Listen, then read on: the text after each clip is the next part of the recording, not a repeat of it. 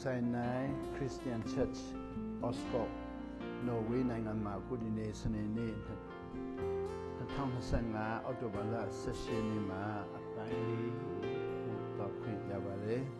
ကျွန်တော်တို့အခုကျေးဇူးတော်ကြောင့်မြန်မာဘာသာမြန်မာစကားဖြင့်အခုလိုအစာရှောင်ဆူတောင်းခြင်းနဲ့စာရှောင်ခြင်းနဲ့ဆူတောင်းခြင်းရဲ့အဓိပ္ပာယ်စာရှောင်ခြင်းနဲ့ဆူတောင်းခြင်းရဲ့အကျိုးကျေးဇူးများစာရှောင်ခြင်းနဲ့ဆူတောင်းခြင်းရဲ့ရည်ရွယ်ချက်များကိုတတိခန္ဓာဒီနေ့အပိုင်းလေး2025မှာတတိခံပါတယ်အခုအပိုင်းလေးအဖြစ်မှာတော့เนาะအမျိုးမျိုးကွဲပြားပုံပြန်ပြီးတော့တတိခံမယ်ဆိုအမျိုးမျိုးကွဲပြားပုံမှာเนาะကျွန်တော်တို့အစာရှောင်ခြင်းနဲ့ဆူတောင်းခြင်းကိုတခင်ခရစ်တော်ပြောတဲ့အတဲ့အစာရှောင်ခြင်းဆူတောင်းခြင်းလို့တွဲတယ်တချို့တွေကြတော့အမျိုးမျိုးကွဲပြားပုံကတချို့တွေကြတော့ဆုမတောင်းမဲ့နဲ့စာပဲရှောင်တဲ့လူတွေရှိတယ်ပေါ့တချို့တွေကြတော့အစာမရှောင်ဘဲနဲ့ဆုတောင်းတဲ့လူတွေရှိတာပေါ့ဆိုတော့ဆုမတောင်းဘဲနဲ့အစာပဲရှောင်တဲ့လူတွေကသူတို့မလုပ်တယ်ဆိုတော့ diet နဲ့လည်းတွားကြတာပေါ့နော်ဆိုတော့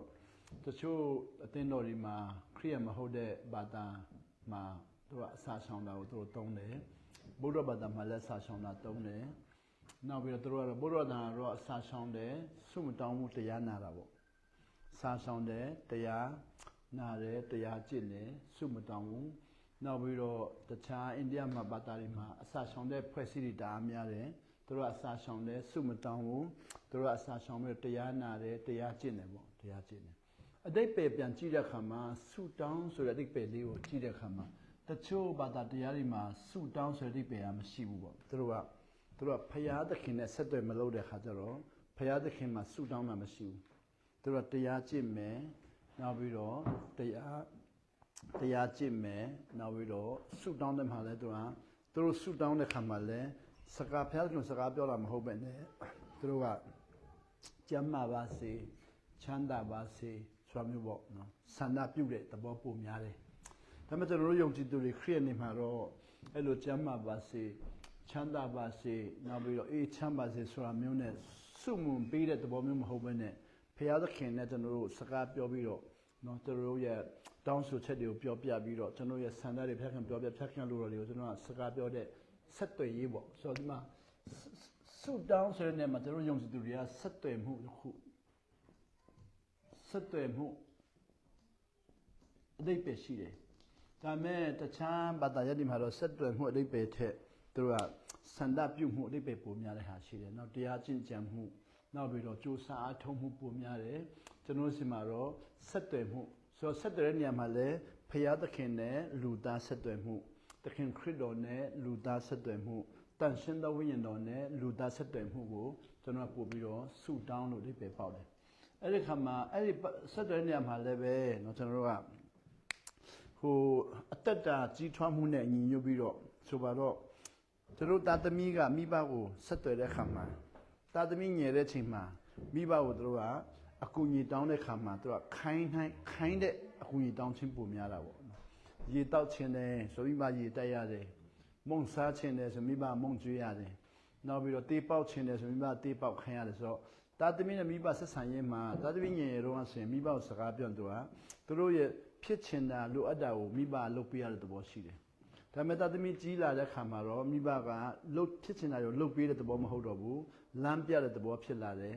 လမ်းပြတဲ့သဘောဖြစ်လာပြီးနောက်မှာသားသမီးလွတ်လပ်ခွင့်ရလာတဲ့ခါမှာတော့သားသမီးကမိဘကိုနော်ဆက်ဆံတဲ့ခါမှာခုနနော်ခိုင်းတဲ့သဘောမျိုးနောက်ပြီးတော့လမ်းပြခိုင်းတဲ့သဘောမျိုးထက်ပို့ပြီးတော့ရင့်ကျက်လာပြီးတော့လွတ်လပ်ခွင့်ပေးလာတာပေါ့လွတ်လပ်ခွင့်ပေးလာတယ်ဆိုတော့သားသမီး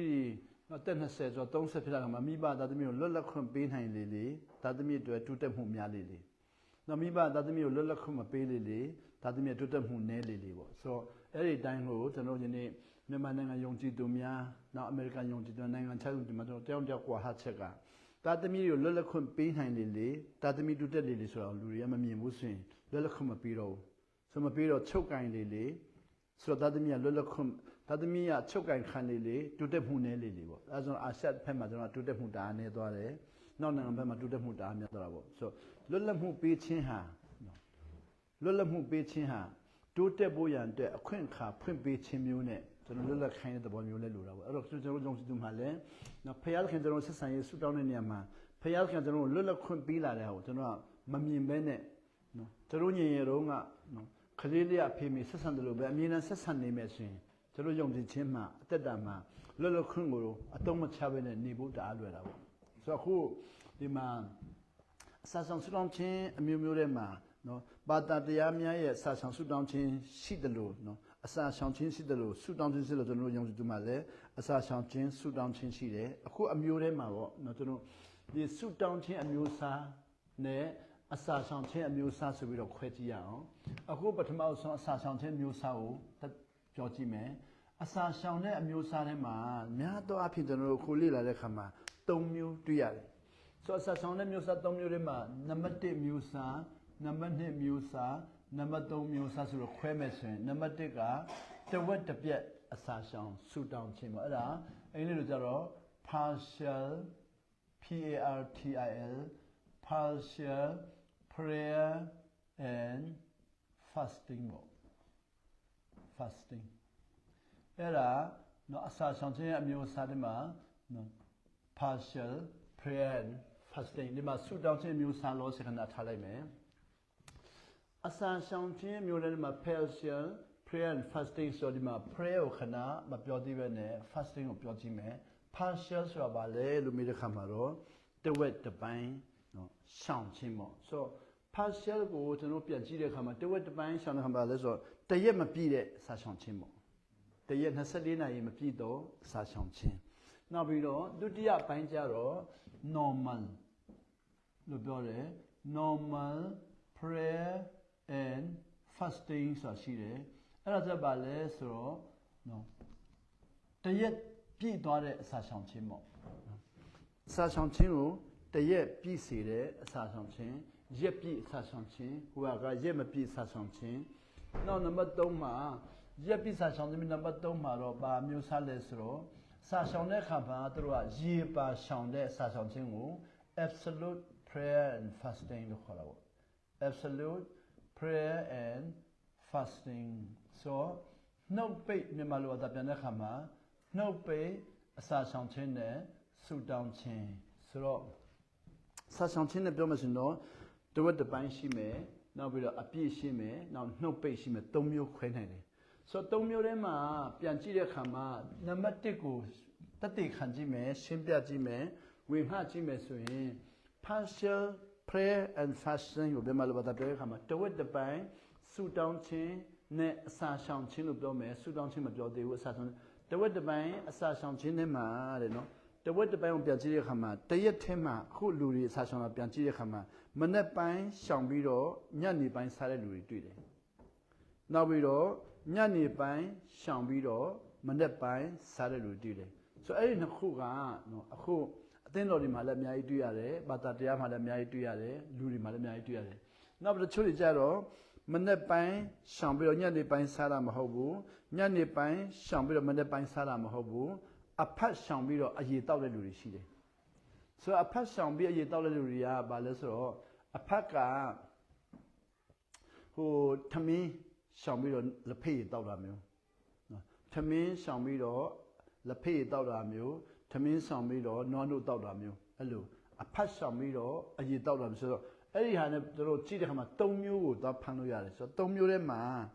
နော်မနက်ရှောင်ပြီးတော့ညနေပိုင်းစားတဲ့အဖွဲတွေကိုလေ့လာကြည့်တဲ့ခါမှာကျွန်တော်ချင်းပြင်းထဲမှာတော်လောက်ကောင်းမြန်မာနိုင်ငံမှာတော်လောက်ကောင်းနိုင်ငံခြားမှာတော်လေ့လာတဲ့ခါမှာခရိယန်ဘာသာရေးအတိုင်းဝိုင်းဒီမှာအများကြီးတွေ့ရတယ်ကျွန်တော်တို့တောက်ကြနေ့စာရှောင်ခြင်းစနေနေ့စာရှောင်ခြင်းအဲ့လိုအသင်းတော်တွေမှာအမျိုးသမီးစာရှောင်ခြင်းအမျိုးသားစာရှောင်ခြင်းအသင်းတော်လူကြီးများစာရှောင်ခြင်းဆိုပြီးတော့တောက်ကြစနေသူတို့ရဲ့ weekend မှာသူတို့ကမနေ့ပိုင်းရှောင်ပြီးတော့ညနေပိုင်းစားတဲ့ဖွဲ့စည်းအများကြီးတွေ့ရတယ်ကျွန်တော်အဲ့ဒါကိုတော့ချင်းတောင်မှာတွားပြီးတော့လေ့လာကြည့်တယ်ရန်ကုန်မှာလည်းလေ့လာကြည့်ပါတယ်များတော့ပင်ချင်းတောင်ဘက်မှာလေ့လာတာတော့တောက်ကြနေ့မဟုတ်ရင်စနေနေ့မှာသူတို့မနေ့ပိုင်းရှောင်ပြီးတော့ညနေပိုင်းစားတယ်ဆိုတော့တဝက်စားရှောင်ခြင်းပေါ့အဲ့ဒါကြည့်တဲ့ခါမှာဘာတွားတွေ့တယ်လဲဆိုတော့မနေ့ပိုင်းရှောင်ပြီးတော့ညနေပိုင်းစားတဲ့စားရှောင်ခြင်းကိုလှုပ်တဲ့လူတွေကိုတွားပြီးတော့မီးမြန်းစုံစမ်းတဲ့ခါမှာသူတို့ကဗိုက်နာယောဂါရှိတဲ့လူတွေ့ရတယ်ဗိုက်နာတဲ့လူရှိတယ်တွေးတိုးတဲ့လူရှိတယ်ဆိုတော့သူတို့ရဲ့ဗိုက်နာယောဂါအစာအိမ်ယောဂါနဲ့တွေးတိုးယောဂါစီချိုယောဂါတွေရှိတယ်အဲ့ဒါသူတို့မပြောက်သွားဘူးတဲ့မပြောက်သွားဘူး ဆိုအဲ့ဒီမနေ့ပိုင်းတဝက်တာအစာဆောင်တဲ့လူတွေကဘိုက်နာယောဂါတောင်ရသွားတယ်တီတူယောဂါတောင်ရသွားတဲ့လူရှိတယ်တဲ့ဆိုတော့ဟုတ်ပြီအဲ့ဒါဆိုရင်တော့ဒါဘာကြောင့်လဲဆိုတော့ပြန်လေ့လာတာပေါ့နောက်ပြီးတော့ညနေပိုင်းအစာဆောင်ပြီးတော့မနေ့ပိုင်းစားတဲ့လူတွေပြန်လေ့လာကြည့်တယ်ညနေပိုင်းဆောင်ပြီးတော့မနေ့ပိုင်းစားတဲ့လူကတော့ကျွန်တော်ချင်းပြည်နယ်ဘက်မှာသွားမတွေ့ရဘူးနော်အဲ့ဒီကျွန်တော်တို့ခရိယန်တိုင်းဝဲမှာသွားမတွေ့ရဘူးရန်ကုန်ဘက်မှာဘုရားဘာသာဘက်မှာဖုန်ကြီးတွေများသွားတွေ့ရတယ်ပေါ့ဖုန်ကြီးတွေနောက်ပြီးဘုရားဘာသာလူကြီးတွေနောက်အတင်းတော်ရဲ့လူကြီးတွေကနောက်ပြီးတော့ကျန်းစာတွေမှာတော့နိုင်ရင်လပေါ့သူတို့ကြတော့မနေ့ပိုင်းကိုစားပြီးတော့ညနေပိုင်းရှောင်တယ်ဆိုမနေ့ပိုင်းစားညနေပိုင်းရှောင်တယ်လို့လိလာကြည့်တဲ့ခါမှာဘိုက်နာယောဂမတွေ့ရဘူးနောက်တော့တီတူယောဂမတွေ့ရဘူးဆိုသူတို့ကယောဂမတွေ့ဘူးအဲ့တော့အဲ့ဒါသွားတွေ့ရတယ်နောက်ပြီးတော့အဖတ်ရှောင်ပြီးတော့အရေတောက်တဲ့လူတွေကိုပြန်လိလာကြည့်တယ်အဲ့ဒါအဖတ်ရှောင်အရေတောက်တဲ့လူကတော့များတယ်နော်များတယ်တချို့တွေကပဲဟင်းရေတောက်ပြီးတော့ထမင်းမစားဘူးနော်ဆိုအိုင်ဇောဘက်မှာအိန္ဒိယဘက်မှာသွားတော့အိုင်ဇောဘက်သွားတော့အိုင်ဇောမှာရက်40ဆောင်တဲ့လူတွေနော်အဖွဲသွားတွေ့တော့အဲ့ဒီရက်40ဆောင်တဲ့ဖွဲကဆရာဥပဒေနဲ့တွေ့ချင်တယ်ဆိုတော့လည်းဟုတ်ကဲ့လားတွေ့ပါဆိုတော့တွေ့ကြတယ်တွေ့ကြတော့ရက်40ဆောင်ကြတယ်ပြောသူတို့ကျမ်းမာလေတန်ဆွမ်းကြတယ်ကျွန်တော်ထင်တာသူတို့ပိန်ချုံပိန်နဲ့လာမယ်ဆိုတော့ဆောင်းတို့လာတော့လက်ဆက်လာအော်လိုက်တာ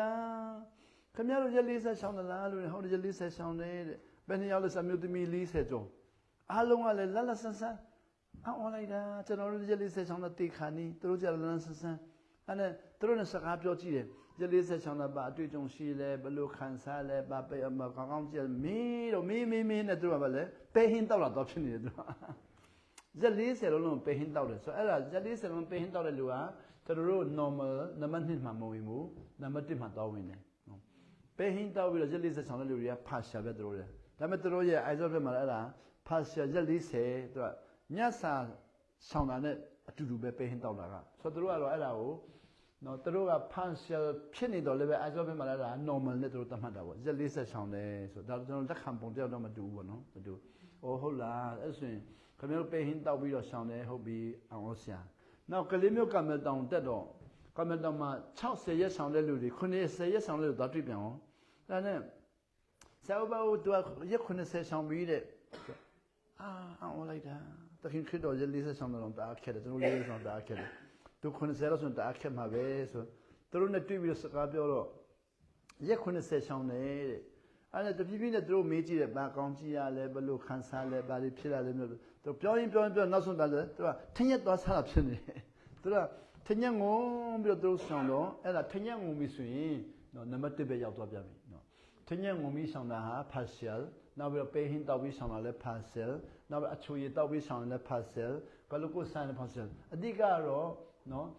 အရည်တက်မဟုတ်တဲ့အဖက်ဗီတာမင်ပါတဲ့ဟာဆောင်တဲ့လူတွေအားလုံးတော်တော်များများဖာရှမာဝင်เนาะသူကပို့ပြီးတော့ထိရောက်တော့ပေါ့ဒါမဲ့အဲ့ဒီဟိုထင်းရက်စားပြီးဆောင်တာတို့နောက်ပဲဟင်းတောက်ဆောင်တာတို့နံပါတ်2မှာသူတို့ပို့တဲ့အတွက်လည်းဒါလည်းကိစ္စမရှိဘူးပေါ့သူတို့သဘောပေါက်တဲ့နေရာပေါ့ဆိုတော့များသောအားဖြင့်အဲ့ဒီဖာရှမာ3မျိုးသွားဖမ်းလို့ရတယ်အဖက်ဆောင်မဲ့အရေးတောက်တဲ့လူမနေ့ဆောင်ညစားတဲ့လူညဆောင်မနေ့စားတဲ့လူဆိုတော့ကျွန်တော်ရဲ့အခုတွေးရှိချက်ရဆိုရင်ဖာရှမှာပေါ့ကျွန်တော်လည်းအခုဖာရှတဖြည်းဖြည်းနဲ့သဘောပေါက်လာတယ်သဘောပေါက်လာတော့ကျွန်တော်တွေ့ရှိချက်ရဆိုရင်ဖာရှာဆောင်တဲ့တဲမှာကျွန်တော်ကညနေဆောင်တဲ့လူတွေကကျမ်းမာရေးရခန္ဓာကိုကျမ်းမာရေးရသူတို့ပို့ပြီးတော့ကောင်းကြည့်ရတာတွေ့ရတယ်။နောက်ဒီဘက်မှာတော့ကျွန်တော်လည်းတိတ်ပြီးတော့မဖမ်းနိုင်ဘူးပေါ့နော်။စိတ်ပိုင်းဆိုင်ရာမှာဘာကောင်းကြည့်ရတယ်ဆိုတာတိတ်မဖမ်းနိုင်ဘူး။နောက်နှလုံးသားဘက်ဘာကောင်းကြည့်တိတ်မဖမ်းနိုင်နာခန္ဓာမဖမ်းနိုင်သေးဘူး။ဒါပေမဲ့ခန္ဓာကိုယ်ဘက်မှာသွားဖမ်းနိုင်တာညစာဆောင်တဲ့လူတွေကတွေးတိုးပြောက်သွားတယ်။အဲ့တော့တွေ့ရတယ်။နောက်ပြီးတော့သူတို့ညက်ဆက်ဆောင်တဲ့လူတွေကအဆန်ယောဂပျောက်သွားတယ်တော်တွေ့ရတယ်ညက်ဆက်ဆောင်တဲ့လူတွေကခန္ဓာကိုယ်ဘက်မှာသူတို့အများကြီးပျောက်လာတော့တွေ့ရတယ်ဆိုတော့ကျွန်တော်လည်းခုညက်ဆက်ဆောင်တာကိုကျွန်တော်ကိုယ်တိုင်စမ်းကြည့်မယ်ဆိုတော့စမ်းကြည့်ပြီးတော့ခု10နှစ်ကျော်လောက်စမ်းကြည့်တယ်2000မှာညက်ဆက်ဆောင်တာကိုသဘောပေါက်တယ်2008ကနေစပြီးတော့စမ်းတာပေါ့ဆိုတော့2000မှာကျွန်တော်ညက်ဆက်ဆောင်ဆက်သဘောပေါက်တာကဆရာဦးမျိုးချစ်အဖြစ်သဘောပေါက်တော့တာပေါ့နော်ဆာအုံမျိုးချင်းနဲ့2002မှာကျွန်တော်ညစာတူတူစားကြတယ်ကိုရီးယားတငယ်ချင်းတွေနဲ့ကိုရီးယားမိတ်ဆွေတွေလာတော့သူတို့ညစာကျွေးတော့သူတို့သွားစားတယ်စားတော့ကိုရီးယားမိတ်ဆွေတွေလည်းတူတူထိုင်တယ်ဆာအုံမျိုးချင်းနဲ့သူစနီနဲ့ထိုင်ကျွန်တော်စနီနဲ့ထိုင်ကြတော့ဆိုကိုရီးယားမိတ်ဆွေတွေကအယပ်ပါစားကြတယ်အဲ့ဒါဆာအုံမျိုးချင်းကျွန်တော်ကြည့်တော့သူကမစားဘူး အဲ့ဒါကြည့်တော့မစားဘူးအဲ့ကျွန်တော်ကသူကတခုခုတော့တခုခုပဲဆိုတော့မေးလိုက်တာပေါ့အမေဆရာကြီးမျိုးချင်းကိုမေးလိုက်ဆရာကြီးကျွန်တော်ဆရာကြီးကိုကြည့်နေတာလေညဆာမစားဘူးဟုတ်လားလို့ပြောဟုတ်တယ်ဩအဲ့နဲ့သူအခုညဆာဖိတ်တဲ့အတွက်လာစားတာဒါပေမဲ့တကယ်မစားဘူးနော်ဆိုတော့စားတယ်လို့ပဲလုပ်ပြတာဒါပေမဲ့တကယ်မစားဘူးနော်နည်းနည်းလေးပဲစားတာပေါ့မတိကျမလားစားလိုက်အဲ့နဲ့ဆရာကြီးလိုညဆာမစားတာကြာပြီလားလို့မေးတော့သူ့အသက်55နှစ်ကနေစားမစားတော့ဘူးတဲ့ဆိုတော့သူကကျွန်တော်တို့ညဆာစားတဲ့ချိန်မှာ82နှစ်ပေါ့82နှစ်သူ့အသက်55နှစ်ကနေတော့ညဆာမစားတော့ဘူးတဲ့ဆိုတော့82နှစ်ပေါ့ဆိုတော့ဟိုအနည်း20တော့မပြည့်သေးဘူးနော်ပြည့်သေးဘူးနော်သူ့အသက်55နှစ်ကနေပြီးခုမစားတော့82နှစ်တခါမှမဖြာသေးဘူးတဲ့သူကအဲ့နဲ့ဘာဖြစ်လို့မစားတာလဲလို့မေးတော့သူကတဲ့တေးဥဆရာဖြစ်ပြီးတော့နောက်သူ့အသက်55နှစ်မတိုင်ခင်မှာ54လောက်မှာတအားဖျားတယ်တအားဖျားတော့ရန်ကုန်မှာရှိတဲ့ဘာဆေးခမ်းမဲ့ပြဘာဆေးရုံမဲ့ပြယောဂမပြောက်ဘူးတဲ့မပြောက်တော့အဲ့ဒါဖျားတော့ကျမရဲ့မကောင်းတော့အတင်းတော်မှာတရားဟောရင်လည်းမပြောဘူးဘာလို့လဲမပြောဆိုဆေးခမ်းမြဲတမ်းပြတော့နောက်ဆုံးဆရာဝန်တရားကပြောတယ်လေခမည်းယောဂကတော့နော်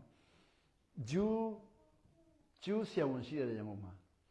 ဂျူးဆရာဝန်ကိုခမည်းသွားပြကြည့်ပါလားအဲ့ဂျူးဆရာဝန်ပြရင်တော့ပျောက်နိုင်လိမ့်မယ်ကျန်တဲ့လူတွေကတော့ကျွန်တော်နားမလည်ဘူးလို့ပြောတော့ဟုတ်ကဲ့ဆိုဂျူးဆရာဝန်သွားပြလိုက်တဲ့ဂျူးဆရာဝန်သွားပြတော့တဲ့ဂျူးဆရာဝန်ကသူ့ကိုကြည့်တာတဲ့နှစ်ခါကြည့်တယ်သုံးခါကြည့်မပြောဘူးနှစ်ခါတော့နောက်ဆုံးမှသူကကျွန်တော်ခမည်းကိုကျွန်တော်ကြည့်နေတာတဲ့နော်ညဆာမစားဘဲနေကြည့်ပါလားညဆာမစားဘဲတဲ့သုံးပတ်နေကြည့်ပြီးမှပြန်လာကျွန်တော်အဲ့ဒါဆန်းချင်တယ်ကျန်လာတော့မဆန်းတတ်တော့ဘူးညဆာမစားသုံးပတ်လောက်နေကြည့်မှပြန်ကြည့်မယ်ဆိုဟုတ်ကဲ့ဆိုညဆာမစားသုံးပတ်နေသွားပြတော့ယောဂပျောက်သွားပြီအဲ့နဲ့ခမည်းဒီနေ့ကဆက်ပြီးကျွန်တော်ပြောမယ်တဲ့ဆရာဝန်ကညဆာမစားနဲ့တန်ရင်လာညဆာမစားဘူးအဲ့လိုသူကကျန်းစာရင်တန်ရင်လာညဆာမစားဘူးခမည်းညဆာမစားနဲ့ကျမ်းမာချိန်ညဆာမစားမယုံဆန်းကြည့်လို့ပြောတော့သူလည်းဆန်းကြည့်တာတဲ့ဆန်းကြည့်တော့တကယ်မဖျားဘူးတဲ့အဲ့ဒါနဲ့82နှစ်ကျွန်တော်နဲ့တွေ့တဲ့ချိန်မှာသူမစားသေးဘူးဆိုသူညဆာမစားဆိုတာလေသူတို့ဘာသာရေးထုံတန်းဆင်လာတဲ့ညနေ2နာရီလောက်စားပြီးတော့ညနေမစားတော့အဲ့လိုမျိုးမဟုတ်ဘူးနော်သူတို့ဘာသာရေးထုံတန်းဆင်လာတဲ့7နာရီနောက်ပိုင်းစားအဲ့လိုမျိုးဘာသာရေးထုံတန်းဆင်လာတဲ့ပြညက်ကြမျိုးနဲ့နော်ဟိုပုံတင်နေတော့မျိုးမဟုတ်တော့ညစာကိုနော်ညနေ2နာရီပဲစား3နာရီပဲစား4နာရီပဲစားနော်နည်းနည်းလေးပဲစားတယ်လူတွေကြည့်ရစဉ်သမင်းစားတယ်ပုံစံမျိုးဒါမှမစားဘဲနေပလိုက်တယ်ဆိုတော့နည်းနည်းလေးပဲစားတယ်ဆိုလူတွေကသူ့ကိုညက်ဆာမစားမှမသိဘူးတဲ့အဲ့လိုနေပလိုက်တယ်ဆိုတော့ကျွန်တော်သူ့ကိုပြန်မေးတော့အဲ့တော့ကျွန်တော်မေးတာတစ်ခုရှိတယ်မဒီနေ့တော့မပြောဘူးပါဆိုတော့ဒီပြိတ္တတွေအတွက်လည်းနည်းနည်းမကောင်းပါဆိုလို့ပေါ့နော်သူပြောတာတော့နော်ကျွန်တော်မပြောဘူးဒါမဲ့ကျွန်တော်မေးတဲ့မေးခွန်းလေးပြောမှာပေါ့ဆရာကြီးညဆာမစားဘဲနဲ့နေပြီးတော့ဒီလောက်ကျမ်းမာတာအခုဆရာကြီးနဲ့အတူတူလုပ်တဲ့နော်ကျွန်တော်မိတ်ဆွေတွေအများကြီးရှိတယ်တေဦးဆရာလေးဖိလစ်ပိုင်ကျောင်းဆင်းတွေလည်းအများကြီးရှိတယ်ကျွန်တော်တို့ချင်းတွေလည်းအများကြီးပေါ့သူနဲ့တူလုပ်တဲ့လူချင်းနေတာအများတယ်ဆရာကြီးကျွန်တော်မိတ်ဆွေတွေအများကြီးရှိတယ်ဆရာကြီးနဲ့တူတူလုပ်တဲ့လူတွေအခုသူတို့ကြတော့ညဆာစားတယ်ဆရာကြီးသူတို့ညဆာမစားဆိုတခါမှတက်တိမခံဘူးလားသူတို့စီမှာတက်တိမခံဘူးလားလို့ပြီးတော့ဆရာကြီးမချက်ပါလေခင်ဗျားတို့ချင်းနေရတယ်ကြာဟန်ဆောင်အကုန်လုံးတက်တယ်ဆိုတော့ကျွန်တော်တို့အထင်မှမကြည့်တော့တာဆိုတော့ဒါလည်းကျွန်တော်လည်းစီယုံတယ်ခင်ဗျားတို့ချင်းနေရတဲ့ကြာဟန်ဆောင်အကုန်လုံးတက်ပြီးတော့တက်ပွဲတွေအကုန်လုံးရတယ်ဆိုတော့ကျွန်တော်တို့လိုကြာဟန်ဆောင်မတက်လို့အထင်မှမကြည့်တော့တာတဲ့ကျွန်တော်က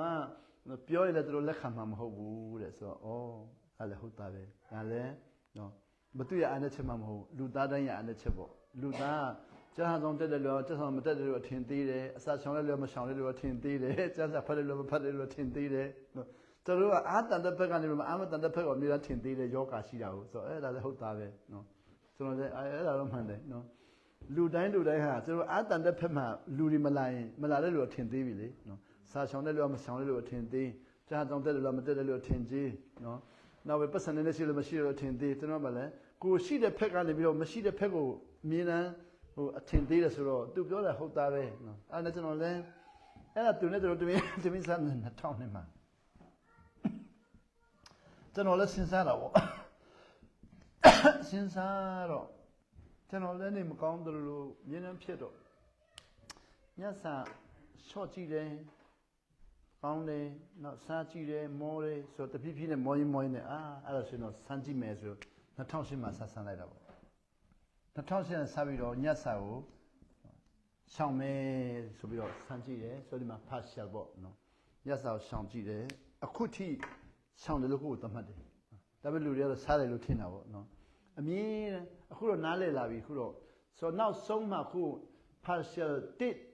တဝက်တစ်ပိုင်းအစာရှောင်ခြင်းရဲ့ညက်စာရှောင်တာအခုသဘောပေါက်လာတာပါလို့ဆိုတော့ဆရာဝန်ကြီးပြောတာသဘောပေါက်လာတယ်ဆရာဝန်ကမိမိရဲ့ခန္ဓာကိုယ်ကလူတယောက်ခန္ဓာကိုယ်ကနော်သမင်းစားပြီးအသက်40အောက်လူငယ်တွေကသမင်းတစ်ပတ်ကမဲဆဆနှစ်ပတ်ကမဲဆဆနော်အသက်40အောက်လူငယ်တွေကတဲ့စားပြီး9နာရီမှအစာကြည့်ပြီအစာအကုန်လုံးခြေပြီအစာရင်အစာခြေတာကိုလေ9နာရီနဲ့ခြေနိုင်တယ်အသက်40ကျော်လာပြီးတော့60ကြားဆိုရင်သမင်းစားပြီးအစာရင်ကခြေတာတနင်္လာရီနောက်ကျသွားပြီဆိုတော့6နာရီမှပြီးတယ်ဆိုတော့အသက်60ကျော်လာရင်ပို့ပြီးတော့ကြာရင်ကြာမှာပေါ့ဒါပေမဲ့ကျမကြီးလူ exercise မတူဘူးပေါ့နော်ဆိုတော့ exercise မတူ exercise များများလုပ်တဲ့လူကအစာခြေတာပိုမြန်မယ် exercise နည်းနည်းလုပ်တဲ့လူကအစာခြေတာပိုနှေးမယ်ဆိုတော့ကျွန်တော်တို့က9နာရီနဲ့6နာရီကျမှအစာခြေတာနော်မြတ်သွားဖြစ်ပြီးမယ်နည်းနည်းနောက်ကျရင်9နာရီပေါ့ဆိုတော့အဲ့လိုသဘောပေါက်ဟုတ်ပြီအဲ့ဒါဆိုတော့ကျွန်တော်ညစာရှောင်လဲဆိုတာအခုခန္ဓာကိုယ်မှာအစာတော့အစာခြေတာကိုလက်ကြံမရှိဘဲနဲ့နော်ခြေပြီးမှအိတ်လို့ရှိအဲ့ဒါတခုပေါ့နောက်လက်ကြံရှိပြီးတော့အိတ်ရင်ဘာဖြစ်တယ်လဲဆိုတော့ပြန်လေးလာတယ်ပြန်လက်လာတဲ့ခါမှာမိမိစားတဲ့စားစာကိုစားပြီးနောက်ဆိုတော့အသက်40အောက်ပဲဖြစ်ဖြစ်အသက်40ကျော်ပဲဖြစ်ဖြစ်မိမိစားတဲ့ညစာကိုစားပြီး9နာရီနဲ့6နာရီအတွင်းမှာအကုန်လုံးခြေမယ်လို့လုပ်ထားတာကိုဆိုတော့ကျွန်တော်တို့အသေးကနေပြီးတော့ acid ထုတ်ပေးတယ် acid ထုတ်ပြီးတော့အစာရင်ကလက်ခံတယ်အစာရင် acid ကိုတုံးပြီးတော့အစာကိုခြေတယ်ခြေပြီးတော့9နာရီနဲ့6နာရီခြေတယ်အဲ့ဒါကိုညစာစားပြီးလူတယောက်ကတနာရီစားပြီးတော့တနာရီမှအိတ်လို့ရှင်ဘယ်နာရီကျန်လဲ4နာရီကျန်တယ်ဟုတ်ပြီစားပြီးတော့2နာရီမှအိတ်ရင်3နာရီကျန်တယ်စားပြီးတော့3နာရီမှအိတ်ရင်2နာရီကျန်တယ်စားပြီးတော့4နာရီမှအိတ်ရင်1နာရီကျန်တယ်စားပြီးတော့9နာရီမှအိတ်ရင်တော့နည်းနည်းကျန်နိုင်တယ်အဲ့ဆိုနောက်ကျပြီးတော့အစာချေနောက်ကျန်ဆိုနောက်ပြီးစားပြီးတော့6နာရီအိတ်ရင်တော့လက်ကျန်တအားနေသွားပြီဆိုလက်ကျန်တအားနေရင်တဲ့ညအိတ်တဲ့ခါမှလူရတယ်ညအိတ်တဲ့ခါမှအိတ်ပျော်တာနဲ့တပြန်အဆိုင်ရအနားယူပြီနားယူအဆမ်းမချီတော့ဒါပေမဲ့အိတ်တဲ့ခါမှအိတ်မပျော်သေးရင်တော့ဆိုင်ရချီတော့မယ်ဒါပေမဲ့အိတ်မပျော်သေးရင်တော့ဆိုင်ချီတော့မယ်အိတ်ပျော်တာနဲ့ဆိုင်ရနားယူပြီဆိုအနားယူတဲ့ချိန်မှာအစာလက်ကျန်အားလုံးဟာတဲ့နော်အဲ့ဒီအနားယူပြီးနောက်ညအိတ်အနားယူပြီးနောက်9နာရီအတွင်းမှာနောက်ထပ်9နာရီအတွင်းမှာပေါ့အစာလက်ကျန်အားလုံးဟာအချင်းဖြစ်သွားပြီဟိုချင်းစကားနဲ့ဆိုရင်ဥိသွားပြီပေါ့ဗမာစကားနဲ့ဆိုရင်တိုးသွားပြီဟုတ်တယ်ဆိုတော့တိုးသွားပြီဆိုရင်တဲ့အဲ့ဒီဥိရဆိုတာအဓိပ္ပာယ်ပါလဲဆိုတော့ acid ဖြစ်သွားပြီ acid ဖြစ်သွားပြီဆိုတော့အဲ့ဒီမှာဥိဆိုတဲ့စကားလုံးရဲ့တိတ်ပံနည်းမြပြောကြည့်မယ်နော်ဟို acid ကခြေတဲ့အရာက acid ကခြေတဲ့အရာကသူကအချင်းဒါပေမဲ့ဥိတဲ့ချိန်မှာအချင်းမဟုတ်တော့ဘူးသူက gas ပါသွားပြီအဲ့ဒီ gas ကဘာနဲ့တူလဲဆိုအမိုနီယာ gas နဲ့တူတယ်အမိုနီယာ gas ဆိုတာဘာလဲဆိုတော့သူကဟိုအသွေးကြောတွေကိုလေသွေးကြောတွေကိုထိုးဖောက်နိုင်တယ်ဆိုအဲ့မှာလက်ကြံဘယ်လောက်ကြံတယ်လဲဆိုတော့ကြည့်ပြီးတော့အဲ့လက်ကြံကဥိသွားပြီလက်ကြံကတိုးသွားတဲ့ခါမှာအဲ့တိုးတဲ့ချိန်မှာအနံ့ထွက်တယ်အဲ့တိုးတဲ့ချိန်မှာအနံ့ထွက်တဲ့ຢာက gas ပေါ့အဲ့ဒီ gas ကလေရင်ဝိဆိုဘူးဆိုပြီးလေလိုက်တော့အပြင်ထွက်တာပေါ့ဒါပေမဲ့အဲ့ပြောတဲ့ချိန်မှာလေလေတာတိတ်မများဘူးလေနော်လေမလဲဘူးဆိုရင်တဲ့သူကအတွင်းကနေပြီးတော့ခန္ဓာကိုယ်သွေးကြောကိုသူကပြက်တဲ့ခါမှာအုတ်နှောက်ထိရောက်ရင်သွေးတိုးပြီ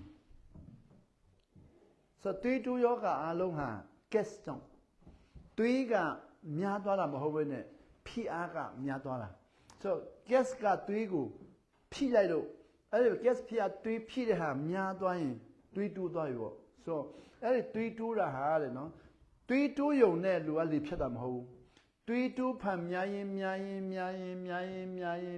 နဲ့သွေးကြောတွေ တိုးရင်းနဲ့တွေးကြောကျဲသွားပြီးတော့အုံနောက်တွေးကြောလေးတွေကျဲတဲ့ဟာတွေကပြက်သွားတဲ့ခါမှလေဖြတ်တာတွေးကြောကျဲတဲ့ကာလပတ်လုံးမဖြတ်သေးဘူးတွေးကြောကျဲတဲ့ဟာတွေတိတိလေးတွေကျဲလာပြီးတော့မခံနိုင်တော့ပောက်ကွဲတာပေါ့တွေးကြောတွေပောက်ကွဲတဲ့ခါကျမှလေဖြတ်တာဆိုတော့အဲ့ဒီညစာစားတာစားပြီးနောက်အိတ်တဲ့လူကခုနစားပြီးနောက်ဘာအန်ရရှိတယ်ဆိုတော့နံပါတ်1အန်ရစားပြီးနောက်တဏှာရည်တွင်းမှာအမြင်နဲ့အိတ်တဲ့လူကတဲ့နော်အစာရင်တွေးကြောပေါက်နိုင်တယ်စာရင်တွေးကြောပေါက်တာတော့အပြင်းထန်ဆုံးပေါ့နောက်အစာရင်တွေးကြောမပေါက်ဘူးဆိုရင်တွေးတိုးမယ်နံပါတ်2တွေးတိုးတာ gas ဖြစ်မှာပေါ့နံပါတ်3လေဖြတ်နိုင်တယ်ဆိုတော့အစာရင်တွေးကြောပေါက်နိုင်တယ်တွေးတိုးနိုင်တယ်လေဖြတ်နိုင်တယ်ဆိုတဲ့အနေရရှိပြီဆိုတော့စားပြီးနောက်အိတ်တဲ့လူကအစာရင်တွေးကြောပေါက်နိုင်တယ်နောက်တွေးတိုးနိုင်တယ်လေဖြတ်နိုင်တယ်ဆိုတော့ဒီ3ခုကအမြဲတမ်းစားပြီးနောက်တစ်နာရီ2နာရီတော့အိတ်တယ်လူကအဲ့ဒီပြက်နာကအမြဲတမ်းဖြစ်ပြီးတော့ဆိုတော့ကျွန်တော်စားပြီးနောက်မင်းအဲ့လိုလက်ဖြံမလက်ထားတဲ့ခါမှာလေမျက်နှာဖောင်းလာမယ်နောက်ဒီနားလေးနာလာမယ်ဒီနားလေးနာလာမယ်ဒီနာလာတဲ့ဟာအားလုံးကအဲ့ဒါအစာမချီတဲ့လက်ကျန်တွေရဲ့ gas ပေါ့လက်ကျန်တွေရဲ့လေဖိအားပေါ့အဲ့လေဖိအားသမားတွေကတွေးတိုးမယ်နောက်ပြီးတော့ဒါတွေရောင်မယ်နောက်ပြီးတော့ဟိုကကျွန်တော်တို့အကျောနာယောဂါပေါ့အကျောနာယောဂါဖြစ်မယ်ခုကျွန်တော်တို့ချင်းတောင်မှာကျွန်တော်သွားတဲ့ခါမှာပူနားလဲသွားတာပေါ့ချင်းတော်အေဝံဂေလိဆရာတွေကတရားဟောပြီးတော့ညမှာသူတို့သမင်းစားဖိတ်တယ်သမင်းစားသူတို့သွားစားတယ်အားရပါရစားပြီးတော့ပြီးလည်းပြီးတော့တရားဟောပြီးတော့ဟာအကျော်ကြီးနာပြီဆိုတော့နှိမ့်တယ်ဟာလေအဲ့ဒီနှိမ့်တာတဲ့လုံးဝမတက်တာဘူးနှိမ့်လေလေတွေးကြောထိလေလေနှိမ့်လေလေတွေးကြောထိလေလေဘလို့တွေးကြောတွေထိလေလေပေါ့ဆိုအဲ့လိုနှိမ့်ရင်နဲ့သူတို့အသက်တူကုန်တာပေါ့တက်တူကုန်တာပေါ့ဆိုတော့နှိမ့်တာဟာပျောက်ကင်းစီတာမဟုတ်ဘူးအဲ့ဒီလေကအပြစ်မထွက်ဘူးအထဲမှာပဲနော်နှိမ့်ရင်းတဲ့တူကတနေရာမှာစုတဲ့လေတွေကိုပြန့်သွားတဲ့သဘောပဲရှိတယ်တွေးကြောတစ်ခုမှစုတဲ့လေပြန့်သွားတဲ့သဘောရှိတယ်အပြစ်မထွက်ဘူးပေါ့ဆိုတော့အပြစ်မထွက်တဲ့အတွက်အဲ့ဒီဟာမပျောက်တော့ဆိုတော့နှိမ့်နဲ့သူပြီးသွားပြီတက်တာပြီအိပ်ပျော်တယ်အိပ်ပျော်ပြီးမဲ့လည်းဖံမိုးလေးတော့အကုန်လုံးပြန့်တာပဲဆိုတော့အဲ့ဒါကိုညစာဆောင်လိုက်တဲ့ခါမှာညနေ4 နာရီလောက်စားတယ်3 နာရီလောက်စားတယ်စားပြီးနောက်စားတာများရင်9 နာရီ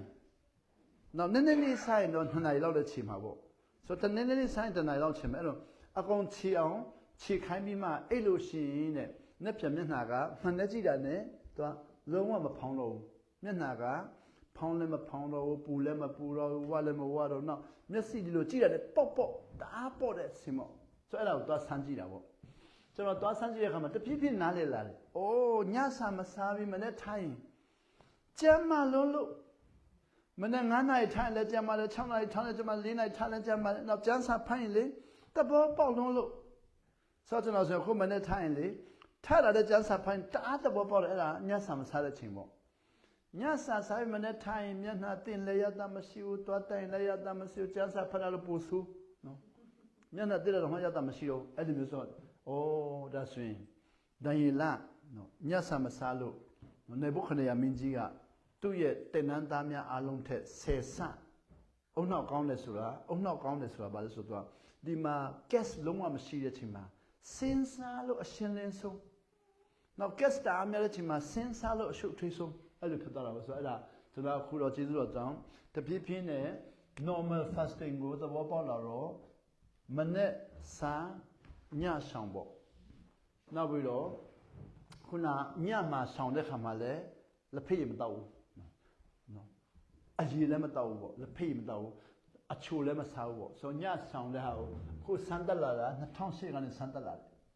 တဖြည်းဖြည်းနဲ့စမ်းတက်လာတော့အခုတော့စမ်းတက်လာတော့တခါလေမအောင်မြင်တဲ့ချိန်လည်းရှိတယ်ဘာလို့ဆိုတော့အများနဲ့နေတဲ့ခါမှာစားမိတဲ့ချိန်လည်းရှိတာပေါ့ဒါပေမဲ့အဲ့ဒါကိုစားတာကိုကွာတယ်ကျွန်တော်ဗာလဲမှားတယ်လို့ကိုယ်မခံယူမှားတယ်လို့မခံယူမကောင်းဘူးလို့မခံယူဘူးလက်ခံပေးတယ်ဆိုလက်ခံအဲ့ဒီစားနေကိုလည်းပို့ပြီးတော့ည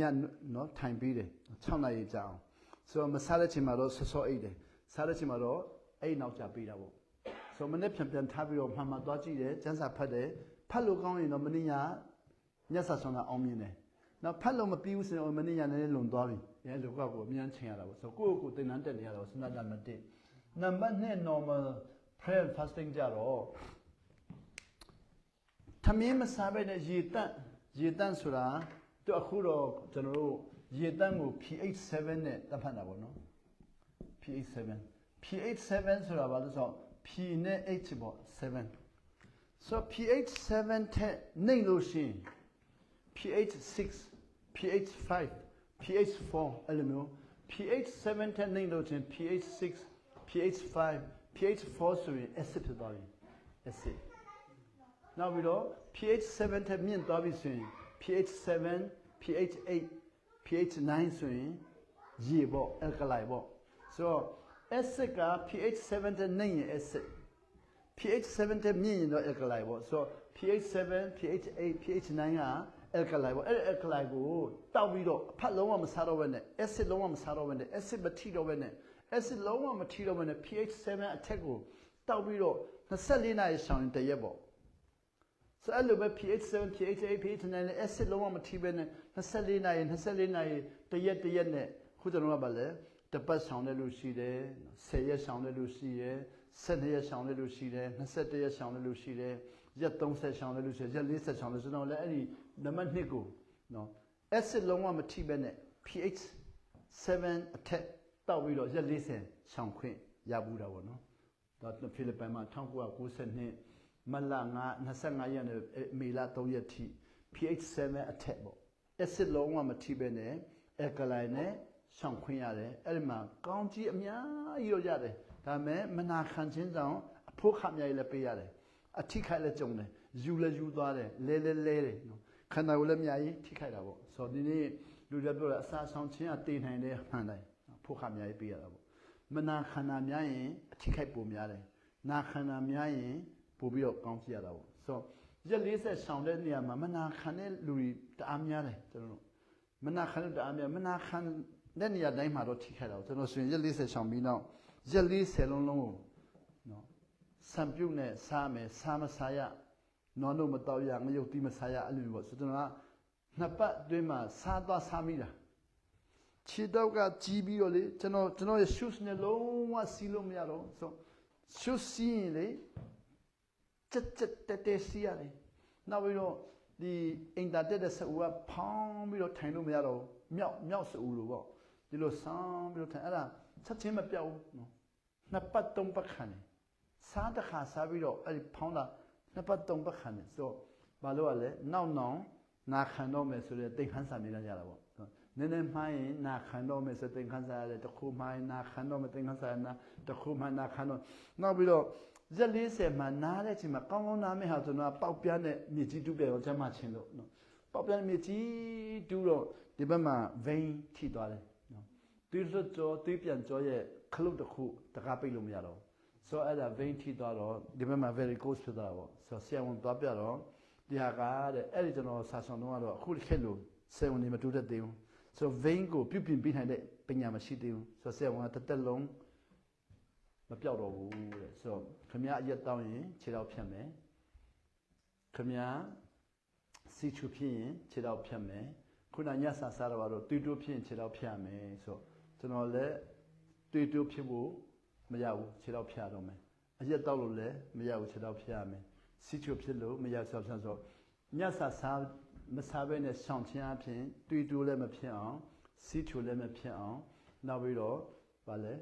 အရက်လည်းမတော့ဘူးအဲ့လိုဒါတွေကဗာလဲမနာခံခြင်းကြောင့်ဖြစ်တဲ့ຢာတွေအားလုံးဟာနော်နာခံဖို့အတွက်သင်္ခန်းစာပေါ့နာခံမယ်ဆိုပြီးတော့အဲ့လိုနဲ့အခု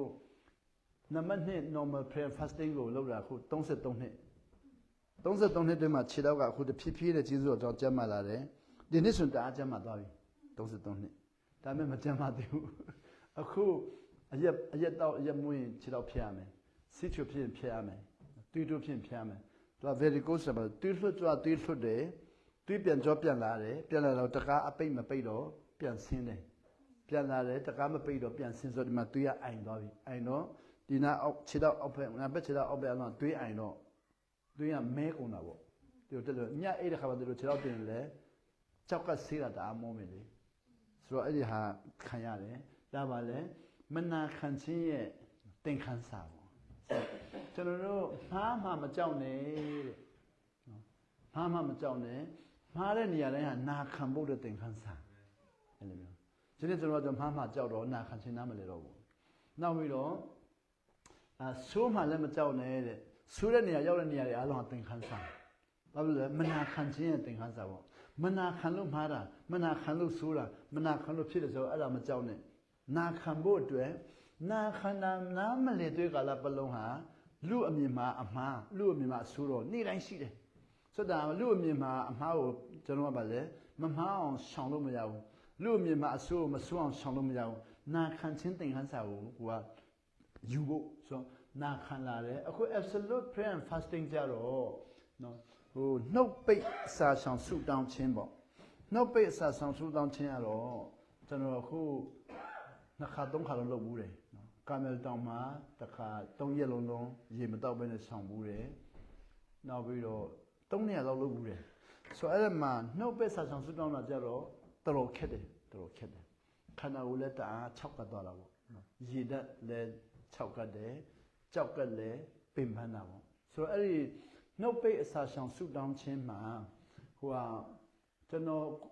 ဖိလစ်ပိုင်တောင်ပေါ်မှာနေခဲ့တော့နှုတ်ပိတ်အစာရှောင်ဆုတောင်းခြင်းကို10ရက်သွားမလို့စဉ်းစားတယ်စဉ်းစားတော့ကိုရီးယားတင်းဦးဆရာတွေမိတ်ဆွေတွေနဲ့ရှိတော့ကိုရီးယားတင်းဦးဆရာကိုပြောကြည့်တာပေါ့ကျွန်တော်နှုတ်ပိတ်အစာရှောင်ဆုတောင်းခြင်းကိုတွားကြည့်ခြင်းတယ်မြန်မာနိုင်ငံရောက်သွားရင်နှုတ်ပိတ်အစာရှောင်ဆုတောင်းခြင်းကိုတွားခြင်းလဲဆိုမြန်မာနိုင်ငံရောက်သွားရင်လူတွေကမင်းများလာရင်နားမလည်မှဆိုလို့10ရက်ဆောင်မယ်လို့သူ့ကိုပြောတော့ကိုရီးယားတင်းဦးဆရာကခမညာနှုတ်ပိတ်အစာဆောင်ဆုတောင်းခြင်းကို10ရက်သွားဖို့ရန်ဆုံးဖြတ်တာဟာဝိညာဉ်တော်ဖော်ပြလာလားဖခင်သခင်ဖော်ပြလာလားခရစ်တော်ဖော်ပြလာလားဒါမှမဟုတ်ဘာကြောင့်လဲလို့ကျွန်တော်မေးတယ်ကျွန်တော်ကမပြောတတ်တော့ဘူးဖခင်သခင်ဖော်ပြမှလည်းမသိတော့ဘူးဝိညာဉ်တော်ဖော်ပြမှလည်းမသိတော့ဘူးခရစ်တော်ဖော်ပြမှပြောဆိုကျွန်တော်ဖခင်ဖော်ပြတာတော့မသိဘူးဝိညာဉ်တော်ဖော်ပြတာမသိဘူးခရစ်တော်ဖော်ပြတာမသိဘူးစိတ်ထဲမှာရှောင်ကောင်းမလားလို့စဉ်းစားတာဆိုအဲ့လိုဆိုရင်တဲ့နှုတ်ပိတ်စာဆောင်ဆုတောင်းတာ3ရက်4ရက်ကျော်တဲ့လူတွေကိုရီးယားမှာလေကြောက်ကပြတ်သွားတယ်ဆိုကြောက်ကပြတ်သွားဆိုမိမိကြောက်ကပြတ်ရင်လည်းပြတ်ပါစေလို့တတိရှင်တော့ရှောင်ကြည့်နော်ဒါမဲ့နော်ဖခင်သခင်မဖော်ပြဘဲနဲ့ဝိညာဉ်တော်မဖော်ပြဘဲနဲ့သခင်တို့မဖော်ပြဘဲနဲ့ကိုယ့်အကိုပဲရှောင်ကြည့်မယ်ဆန်းကြည့်မယ်ဆိုရင်ဆန်းကြည့်ရတယ်ဒါမဲ့နော်ကြောက်ကပြတ်တာလဲနော် healing မဟုတ်ဘူးခန္ဓာကိုယ်တည်းမဖြစ်ဆိုဒီဘက်မှာကောင်းကြည့်ရတယ်ဒီဘက်မှာကောင်းကြည့်ရတယ်ဒီဘက်မှာကောင်းကြည့်ရမယ်ဒါခံမယ်ဆိုရင်တော့ဒါကိုနှမျောတယ်ဆိုရင်တော့မရှောင်လို့ရတယ်ဆိုတော့လေဒါခန္ဓာကိုနှမျောသွားပြီဒီမှာနိဒာဒါအများသွားပြီဆိုတော့အဲ့ဒီနှုတ်ပိတ်စာဆောင်ဆုတောင်းခြင်း10ရက်မသွားတော့ဘူးအဲ့တော့ဖိလစ်မြန်မာနိုင်ငံပြန်ရောက်တော့ကာမယ်တောင်မှာ3ရက်သွားကြည့်တယ်3ရက်တော့2ခါ3ခါသွားကြည့်တယ်တအားမောတယ်ဆိုတော့ဘာကောင်းကြည့်ရတယ်လို့မရကောင်းကြည့်ရတော့တအားများမှာပါကျွန်တော်ကိုယ်တိုင်လည်းနော်မပြောတတ်တော့ဘူးဆိုတော့absolute နှုတ်ပိတ်အစာဆောင်ဆုတောင်းခြင်းကို3ရက်ထိသွားဘူးတယ်တော့3ရက်ကျော်တာတော့မသွားဘူးနောက်ပြီး normal prayer fasting ကိုရက်40သွားဘူးတယ်ရက်40ကျော်တာမသွားဘူးဆိုတော့အတွေ့အကြုံမှာလည်းရက်40ထိတော့နားလေတယ်ကျော်ရင်တော့တိတ်နားမလဲတော့ဘူးပေါ့နောက်ပြီးတော့ partial prayer and fasting ကျတော့ညစာဆောင်တာခု10နှစ်ကျော်ဆမ်းမှုတယ်ပေါ့10နှစ်ကျော်ဆမ်းလာပြီအဲ့ဒါတော့ကျွန်တော်လည်းတကယ်ယုံတယ်ကြောက်ကယောဂါတော့ပြက်တယ်ပျောက်မယ်နော်သွေးတိုးပျောက်တာတော့တကယ်ယုံတယ်သွေးတိုးအများကြီးပျောက်တယ်လူတွေသွေးတိုးတဲ့လူတွေညဆောင်ပြီးတော့ပျောက်တယ်လို့အများကြီးရှိတယ်စီးချိုလည်းပျောက်တယ်လို့ရှိတယ်ဒါပေမဲ့ပျောက်မယ်လို့အာမမခံရဘူးအဲ့ဆိုစီးချိုယောဂါတဲ့ကျွန်တော်ရဲ့မျိုးတွေခုကျွန်တော်ရဲ့အမျိုးရန်ကုန်မှာကျွန်တော်ရဲ့ဦးလေးတွေအတော်တွေအကိုတွေစီးချိုအကုန်လုံးဖြစ်တယ်သူတို့အဆွမှုထမ်းနော်အရာရှိတွေဖြစ်တော့စီးချိုအကုန်လုံးဖြစ်တယ်ဆိုတော့သူတို့စီးချိုဖြစ်တဲ့လူတွေခုသူတို့ညစာဆောင်ခိုင်းတယ်သူတို့ကတစ်ပတ်နှစ်ပတ်လောက်ဆောင်ပြီးတော့ပျောက်ချင်တယ်ဆိုတော့တစ်ပတ်နှစ်ပတ်လောက်တော့အဖြေမထွက်နိုင်ဘူးပေါ့ဆိုတော့၄၅6လတစ်နှစ်ဆောင်ရဆိုတော့အဲ့လောက်ထိတော့မလုံးနိုင်ဘူးဆိုတော့ပျောက်တယ်လားဆိုပျောက်တယ်လို့သူတို့ပြောတယ်သူကပျောက်တယ်လို့ပြောတာသူတို့တိုင်းပြီးတော့နော်စီးချိုတိုင်းပြီးတော့မရှိတဲ့အချိန်မှာသူပျောက်လို့ပြောတာကိုဆိုတော့3ပတ်လောက်ဆောင်ပြီးတော့စီးချိုတိုင်းမရှိတော့ဘူးပျောက်တယ်နောက်2ပတ်လောက်ဆိုပြန်ရှိပြန်တယ်ဆိုတော့ဖြစ်ချင်တာညတိုင်းမစားပဲနေပျောက်နိုင်တယ်သူကပြန်စားတာကိုဆိုတော့ဗာလဲစီးချိုပျောက်ဖို့ပဲညစာဆောင်တယ်နော်ညစာဆောင်တဲ့အကျိုးကျေးဇူးကိုနားလေတဲ့အထိတော့မတော်ဘူးအဲ့တော့အာမခံလို့မရဘူးနော်လူကမိမိနာခံခြင်းဟာသူချုပ်ရပါလေတို့ရဲ့ပန်းတိုင်တစ်ခုအတွက်ပဲဆောင်တယ်ကျန်တဲ့ပန်းတိုင်တွေမပါလာတဲ့ခါမှာနော်တချို့တွေကတကယ်မပြောက်ဘူးပေါ့မပြောက်ဘူးကျွန်တော်ရဲ့အမရဲ့မြို့သားလည်းစီးချိုဖြစ်တယ်စီးချိုတအားဖြစ်သွားပြီဆိုတော့စီးချိုစီးတော့တအားများသွားပြီတအားများတော့မထိရောက်တော့ဘူးအဲ့ဒါနဲ့သူက15ရက်ဆောင်ပလိုက်တာဟိုညဆာမဟုတ်ဘဲနဲ့ normal 15ရက်ဆောင်တော့လူတွေကပြောသူတေးမှာပဲတဲ့နော်15ရက်ဆောင်ရင်တော့ဒါပေမဲ့သူမတေးတော့မတေးဘူး15ရက်ဆောင်တော့ပြီးသွားတယ်ကျွန်တော်မေးတယ်15ရက်ဆောင်တော့ကောင်းတယ်တဲ့တော်တော်ကောင်းတာပဲသူပြောအဲ့နဲ့ထပ်ဆောင်မလားဆိုပျောက်ပြီလေးတဲ့မဆောင်တော့ဘူးအခုပြန်ဖြစ်တဲ့စီချိုးဆိုတော့တချို့တွေကပါလဲကောင်းရင်သူကကျင့်တတ်သွားပြီဆက်လက်ပြီးတော့ဟိုမဆမ်းဘူးပေါ့ဆိုတော့ပျောက်မယ်လို့မပြောရဘူးဒါပေမဲ့ပျောက်တဲ့လူတွေအများကြီးရှိတယ်အဲ့ဒါလည်းပြောချင်တာပေါ့နော်နောက်တစ်ခုအခုဒီမှာပါရှန်ညစာဆောင်တာကတော့တဲ့အခုအမေရိကန်ဘက်မှာသူတို့နာမည်မှဲ့တာတော့ဒန်ယေလအစာဆောင်ခြင်းပေါ့ Daniel fasting and prayer ပေါ့ဒန်ယေလကသူတို့ကကျမ်းစာထဲမှာတော့တိကျမမြင်ရဘူးဒါပေမဲ့ဒန်ယေလကိုသူတို့လိလာကြည့်တဲ့အခါမှာဒန်ယေလဟာတဲ့နော်သူအသက်30လောက်ကနေဆက်လို့ညစာဆောင်တယ်လို့သူတို့ယုံတယ်သူအသက်30လောက်နဲ့ဆိုတော့အသက်66ထိနော်သူအသက်66ထိဝန်ကြီးချုပ်ဖြစ်နေလို့မဲ့မပြုတ်သေးဘူးဆို96ထိဝန်ကြီးချုပ်ဖြစ်မပြုတ်သေးဘူးဆိုတော့တွေးမတူဘူးလားစီးမချိုးဘူးလားနော်ရှင်မရင်ရင်ဝန်ကြီးချုပ်ဆိုတာစားတော့တအားကောင်းပါပဲလေနော်ကျွန်တော်နော်ဝေရောက်လာလဲစားတော့ကောင်းတော့လဲစီချိုဖြစ်တယ်လေတူရန်ကုန်မှာလည်းရရှိရလို့စီချိုဖြစ်တယ်လေဆိုတော့မြန်မာနိုင်ငံရရှိတောင်စီချိုဖြစ်တဲ့အချိန်မှာရှင်မရင်ရဲ့ဝန်ကြီးချုပ်ကနော်စီချိုမဖြစ်ဘူးဆိုတော့ထူဆန်းနေတယ်နော်ကျွန်တော်တို့မြန်မာနိုင်ငံတိုင်းတာနဲ့ဆိုရင်ပြုတ်နေပညာရေးမှုလောက်ကစီချိုဖြစ်ကုန်ပြီလေနော်ကောင်စီဥက္ကဋ္ဌလည်းစီချိုဖြစ်တယ်ရက်ွက်ဥက္ကဋ္ဌအခုရက်ွက်ဥက္ကဋ္ဌတော်စီချိုဖြစ်နေပြီနော်အဲ့လိုရာထူးနည်းနည်းလေးကြီးလာတာနဲ့စီချိုဖြစ်ဖို့တအားလွယ်တဲ့ချိန်မှာရှင်မရင်ဝန်ကြီးချုပ်တယောက်က96နှစ်ထိစီချိုမဖြစ်ဘူးတွေးတိုးမဖြစ်ဘူးဆိုတော့သူဟာတဲ့အသက်30လောက်ကနေညစာဆောင်ပြီလို့သူတို့ယုံကြည်တာပေါ့ဆိုတော့ဒယလစာဆောင်ခြင်းကညစာဆောင်တာကျွန်တော်လည်းအခုကျွန်တော်ရဲ့အတွေ့အကြုံရလေ့လာကြည့်တဲ့အခါမှာဖိလစ်ပိုင်မှာကျွန်တော်တို့အကြောင်းတက်တုန်းက1988ကနေပြီးတော့1994ထိတူတက်တဲ့လူတွေပေါ့ကျွန်တော်နဲ့ဖိလစ်ပိုင်ကျောင်းတူတက်တဲ့လူတွေအလုံးမြန်မာနိုင်ငံပြန်လာကြတယ်အဲ့ဒီမှာကျွန်တော်တို့အယောက်30ကျော်သွားတက်ပြီးတော့ပြန်လာကြတယ်အစာဆောင်ဆူတောင်းတာကိုတင်ယူတဲ့ကျွန်တော်တို့အမှုတော်ဆောင်က4ယောက်လောက်ပဲရှိတယ်4ယောက်နောက်ပြီးတော့စာဆောင်စုမတောင်းတဲ့အုပ်စုက35ယောက်လောက်ရှိတယ်35ယောက်ဆိုတော့ကျွန်တော်တို့4ယောက်သူက35ယောက်လောက်ပေါ့4ပုံတစ်ပုံပေါ့အမဟုတ်10ပုံတစ်ပုံပေါ့ဟို35ရေးပြီး34နဲ့ပုံ40ပေါ့40မှာ4ယောက်ဆိုတော့10ပုံတစ်ပုံပေါ့10ပုံတစ်ပုံကအစာဆောင်စုတောင်းလေးလာတယ်10ပုံ9ပုံကမလေးလာဘူးပေါ့ဆိုတော့ဒီ35ယောက်ကအခုတို့ညစာပေါင်းစားကြတယ်နေနဲ့ထိုင်ကြတယ်ခေါ့အခုကျွန်တော်ပြန်လာတာအခုနှစ်ပေါင်း30ရှိလာတယ်94မှာပြန်လာတယ်2024မှာတော့နှစ်ပေါင်း30ပြည့်လာပြီဆိုတော့ဒီ35ယောက်ကကျမကြီးတအားထိသွားကြတာတွေ့ရတယ်နော်ကင်ဆာနဲ့ဆုံးတဲ့လူရှိတယ်တွေးတူးနဲ့ဆုံးတဲ့လူရှိတယ်နော်ကြောက်ကနဲ့ဆုံးတဲ့လူရှိတယ်ဆိုတော့အသက်ရှင်လို့သိမရှိတော့ဘူး35ယောက်အသက်60အသက်52နှစ်နဲ့60ထဲမှာသူတို့ဆုံးသွားကြတယ်52နဲ့60ထဲမှာအဲ့ဒီကောင်းဆောင်ကြီးတွေဒေါက်တာကြီးတွေလေ52နဲ့60ထဲမှာသူတို့ဆုံးသွားကြတယ်ဆိုတော့ကျွန်တော်တို့4ယောက်ထဲမှာတော့4ယောက်ထဲမှာကျေးဇူးတော်ကြောင့်ကျမရေးချုပ်တဲ့မှုတွေကြုံရပြီမဲ့ခလိုလို့ဆိုတော့လေနော်ကြီးမားသောအထိခိုက်နည်းလာတဲ့သဘောရှိတယ်နည်းလာတဲ့သဘောရှိတယ်ကြီးမားအဲ့ဒီထဲမှာရက်40ချောင်းလဲလို့တကယ်ချင်းလဲပါသွားပြီဆုံးသွားပြီနော်သူရက်40ချောင်းတယ်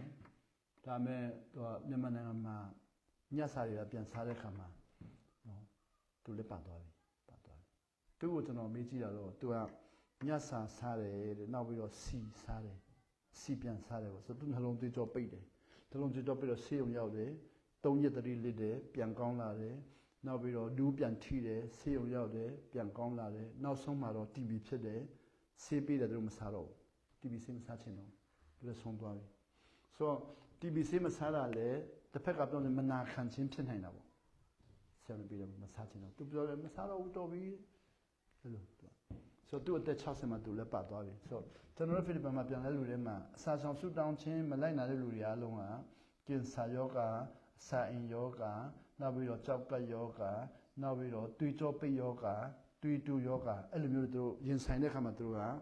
ဆေးဝါးနဲ့သူတို့ကုတဲ့ခါမှာတအားပင်ပန်းတာတွေ့ရတယ်ဒါပင်ပန်းတယ်ကျွန်တော်အစာဆောင်ဆူတောင်းပဲခုသွားတဲ့လူကြတော့စီးကျွေးနဲ့စားတာပဲလေကျွန်တော်လည်းသူတို့စီးကျွေးတယ်ကိုဗစ်ဖြစ်တော့လည်းသူတို့ဆေးရုံမှာအမေရိကန်မှာဆေးရုံရောက်သွားတယ်ဆေးကျွေးတယ်သူတို့ကျွန်တော်က ကျွန်တော်ဆိုရင်2020မှာကိုဗစ်ဖြစ်တော့အမေရိကန်ဆေးရုံမှာ ICU ရောက်သွားတယ်တတိလစ်သွားပြီဘာမှမသိတော့ဆိုတော့သူတို့ဆေးကြွေးတာအကုန်လုံးစားတယ်အဲ့ဒီမှာတတိပြန်ရတဲ့ခါမှာဆရာဝန်ကျွန်တော်ပြောတယ်ခမည်းလောက်နာခံတဲ့လူနာတအားရှားတယ်ဆိုဆေးရုံမှာသူကကျွန်တော်ကြွေးတစ်မြလုံးကျွန်တော်စားတယ်ဆိုခမည်းလောက်နာခံတဲ့လူနာတအားရှားတယ်တဲ့ဘာလဲလို့မေးတော့သူကကျွန်တော်တတိရတော့သူကထမင်းလာကြွေးတယ်ထမင်းလာကြွေးတော့သူကထမင်းစားတော့တဲ့ဟုတ်ကဲ့ဆိုထမင်းလာကြွေးတော့ကျွန်တော်ကမစားတော့ဘူးလေဆိုသူကဒီလိုလာကြွေးတယ်ကျွန်တော်ကလည်းဒီလိုပဲနေတယ်ဆိုပစဟပါတဲ့ဆိုပစဟတာဘာမှမသိဘူးဆိုပစဟတာဘာလဲလို့မေးတော့ open your mouth like a bird ဆိုခမည်းပစကိုညက်ကလေးလိုဟပါဆိုတော့လည်းဟုတ်ကဲ့ဆိုညက်ကလေးလိုဒီလိုငှတယ်ဟပြီးတော့ထမင်းထဲတယ်ထဲတော့မစားဘူးလေအဲ့တော့ဝါပါတဲ့ဝါတာပါလိပဲလဲဆို chew like this ဆိုတော့လည်းဟုတ်ကဲ့ဆို chew တယ်ဝါတယ်မမြူပြန်ဘူးလေ chew နေ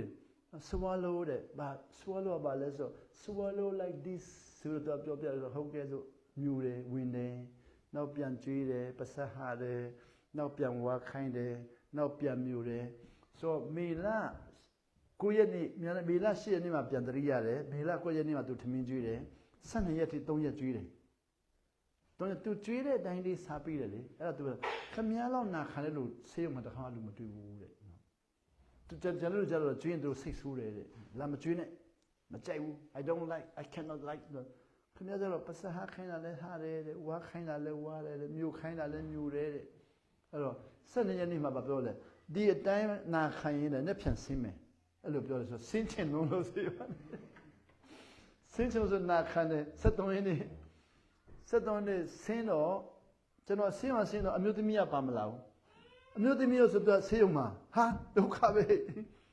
ဆိုအမျိုးသမီးကမဆင်းလာသေးဘူးလေသူတို့ကြွေးတာသူမစားဘူးလေမစားနိုင်ဘူးတဲ့ဆိုတော့ကျွန်တော်ပြောတာသူတို့ကြွေးတာလုံးဝမစားနိုင်ဘူးတဲ့ဆိုအမျိုးသမီးက15ရက်နေ့မှာဆင်းလာတယ်ကျွန်တော်က73ရက်နေ့ဆင်းပြီ73ရက်နေ့ကစပြီးတော့19ရက်ထိဆင်းတဲ့နေရာမှာအခုဆမမန်ကူနဲ့ဆရာဟိုခိမောကောင်းဆောင်ပေါ့ကျုပ်ဆရာဟိုဆရာရောဆွာတီအယ်ထန်တီအယ်ရောဆွာထန်နဲ့ဆမမန်ကူကကျွန်တော်ပြုစုတာပေါ့ဆိုကျွန်တော်ဆမမန်ကူကဟင်းတွေချက်ပေးတယ်ထမင်းတွေချက်ပေးတယ်ကောင်းချက်ပေးတယ်ကြိတ်ပေးတယ်နောက်လိမ္မော်ရီနဲ့ကြိတ်ပေးတယ်နောက်တော့ဗာလဲဂျင်းတွေနဲ့ကြိတ်ပေးတယ်အကြိတ်ပြီးသားကိုနော်ဆက်တီအယ်ကနေပြီးတော့ကျွန်တော်ကိုကျွေးတယ်ခုနလိုပေါ့ဆက်ဝင်နေကျွေးတယ်လို့ပေါ့ဆိုတော့ကျွန်တော်ဒီလိုကျွေးတယ်ပစက်ဟားတယ်ဟုတ်ကဲ့ကျွန်တော်ဟားတယ်ခုနလိုပေါ့ဝါခိုင်းတယ်ဝါတယ်ညိုးတယ်73ရက်နဲ့19ရက်ထိကျွေးတယ်19ရက်မှာတော့ကိုယ့်ကိုစားလို့ရပြီ19ရက်နေ့မှာကိုယ့်ကိုစားမယ်လို့ပြောတယ်သူကလည်းဟုတ်ကဲ့စားကြည့်ပါဆိုတော့ကျွန်တော်ကိုကြည့်တယ်ကိုယ့်ကိုစားတယ်ဆိုတော့အဲ့ညစားပြီးတော့ကိုယ့်ကိုစားပြီ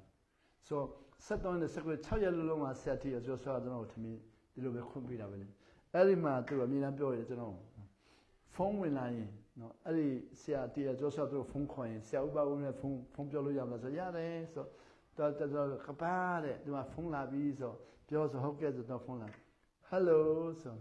ဆရာဥပဦးလားဆိုဟုတ်ကဲ့နေကောင်းတယ်အခုတက်တာလားတက်တော့မဲ့ခါဟိုခါလို့တော့ကတိုင်အုံလို့ခါမရှိဘူးလို့ပြန်ပြောရလေအဲ့ဆက်တီရ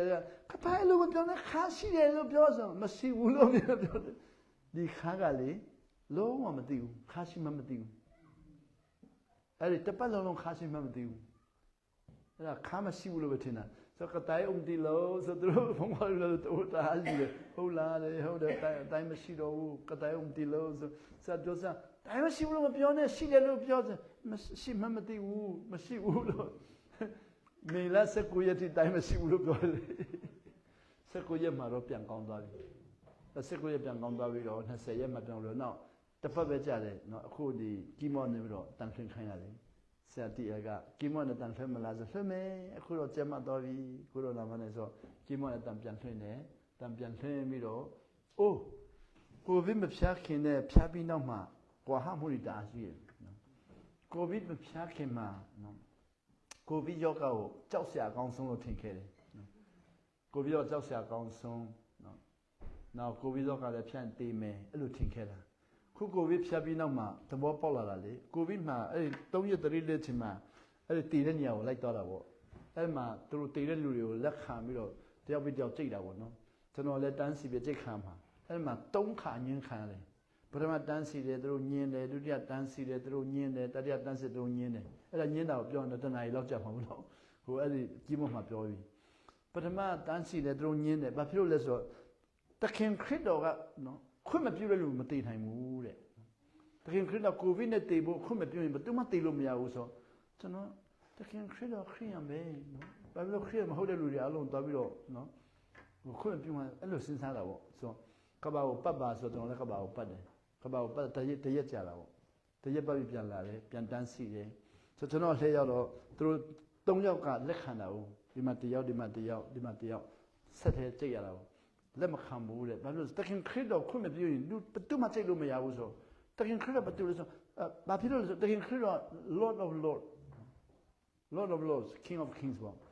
ရှင်မင်းအလုံးရဲ့ဘုရင်တခင်အလုံးရဲ့တခင်သူခွင့်မပြုရင်ဘယ်သူမှတည်လို့မရဘူးတည်ခွင့်မပြုဘူးဆိုပြန်ပတ်ဆိုတော့လောကမှာကြီးပြန်ပတ်တယ်လူတရအချင်းပြန်လာတယ်ပြန်တန်းစီတယ်အဲ့မှာပြန်တန်းစီတော့ကျွန်တော်ကြိတ်ဖို့ကြတော့မကြိတ်ပြန်ဘူးနော်ခရစ်တော်ခွင့်မပြုရင်ကြိတ်လို့မရဘူးတဲ့ပြန်ပတ်ဆို3ခါပတ်ရတာကဘာယူ3ခါပတ်ပြီးတော့3ခါမြောက်ပြန်လာတော့ခွင့်မပြုပြန်ဘူးအဲ့ဒါမပြုတော့ကျွန်တော်လည်းဘာလို့မှမသိတော့ဘယ်ထဲတော့ကိုယ်ကတန်ကြားတယ်လေအဲ့ဒါခုလူတိုင်းကပြောနေတာပေါ့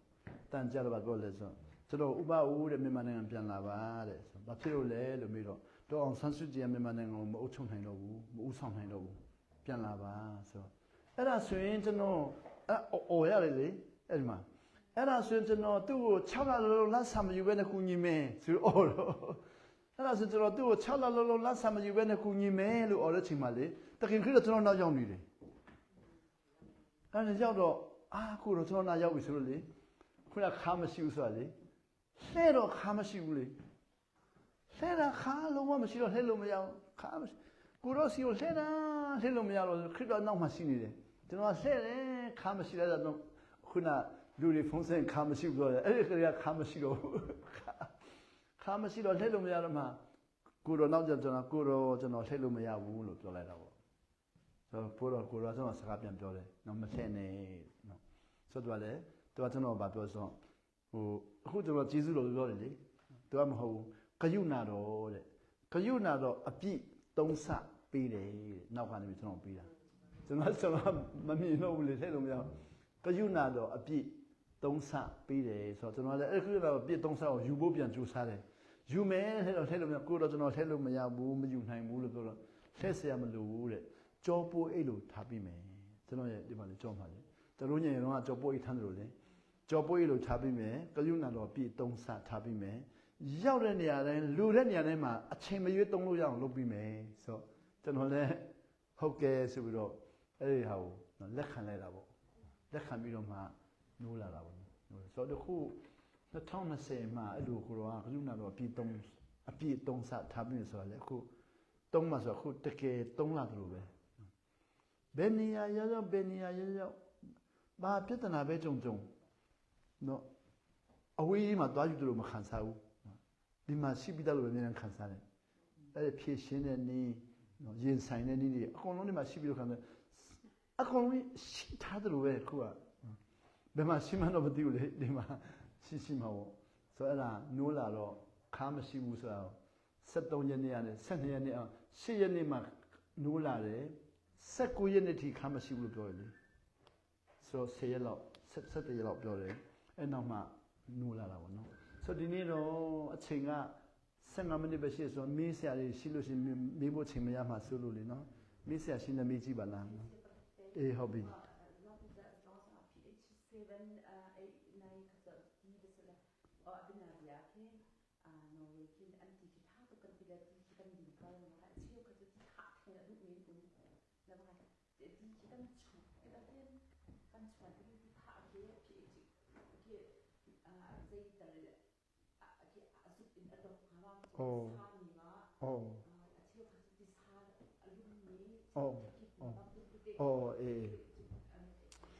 အခုမေးတဲ့မိခွန်းကတော့ pH7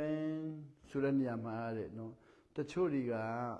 ရေကိုကြိုပြီးတော့ တောက်တဲ့ခါမှာ pH 7ရော့သွားမလားနော် pH 7ပြဿနာရှိမလားနောက်တချို့တွေကြတော့အခုနော်ဝေးကြီးပေါ့နော်နော်ဝေးကြီးတောက်တဲ့ခါမှာ pH 7ရော့မလားဆိုမေးခွန်းကိုမေးတယ်